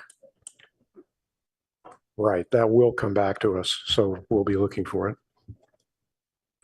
Commissioner Heckman. Yeah, so, and really those comments were, for me, directed to staff because they're the ones who are going to oversee the TDM and that's not really the ARB's province. So it seems like the message was heard and so we'll see what comes back. I'm going to support the motion, although I would have preferred that we didn't include the soundproofing. I don't think it's worth, amending and voting separately on it, but soundproofing is really for situations where we have a potential exceedance of our noise code.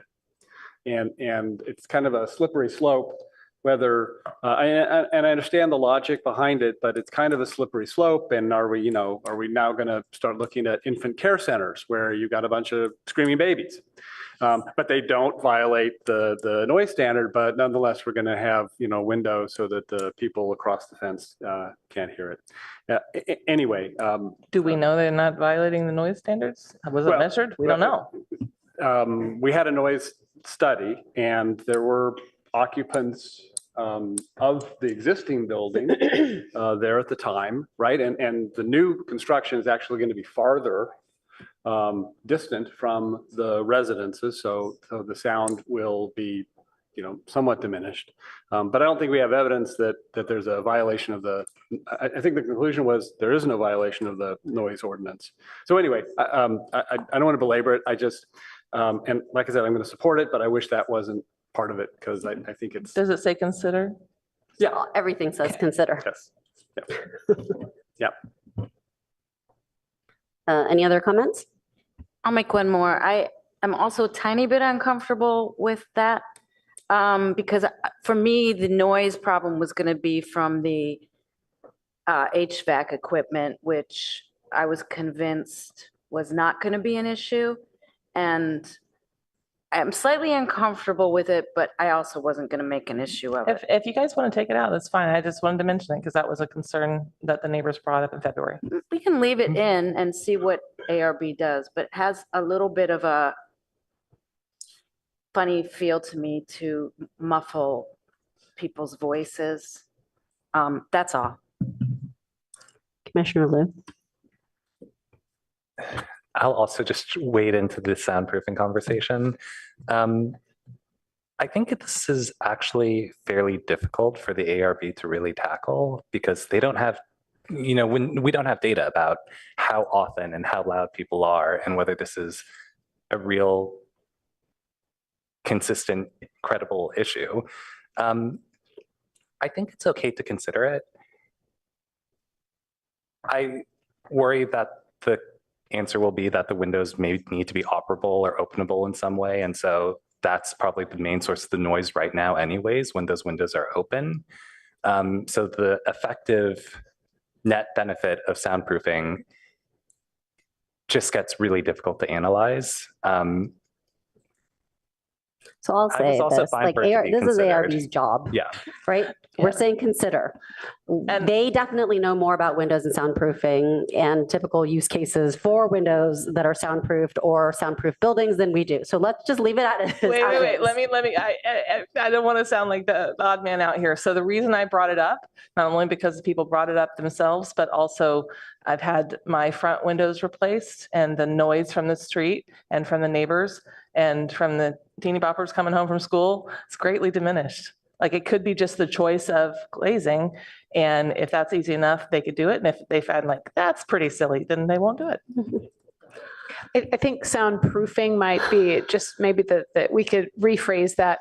Certainly, if these are egress windows, they're openable. And so there's no proofing absolute, right? That's just the wrong word. So we'll figure out a different word.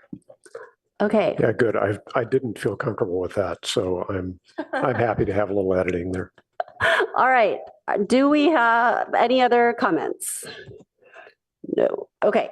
Ms. Dow, could you please call the vote? Have we had a second? I seconded. Commissioner Templeton? Yes. Commissioner Suma? Yes. Commissioner Liu? Yes. Commissioner Heckman? Yes. Chair Chang? Yes. Commissioner Aiken? Yes. Motion carries 6-0.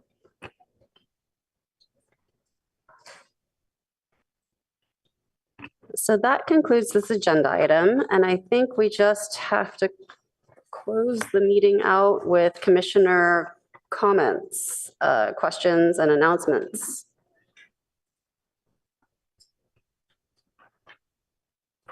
Commissioner Heckman? I just wanted to mention to staff, as it's known, I spent a lot of time at the Rensselaer Ponds, and they're becoming sort of significantly overgrown to where in another month, if they're not trimmed, they'll become impassable, without pushing brush aside, which is hard when you're on a bike. But also it raises a little bit of a safety risk where, because the brush comes out into the middle of the path, the visibility is not there, and somebody could kind of tuck in and lurk and do something bad to somebody who couldn't see them. So encourage staff to get, I don't know what department that is, if it's Parks or Public Works, to take a look and trim where necessary to make that safer. I didn't hear where that was. Where's that?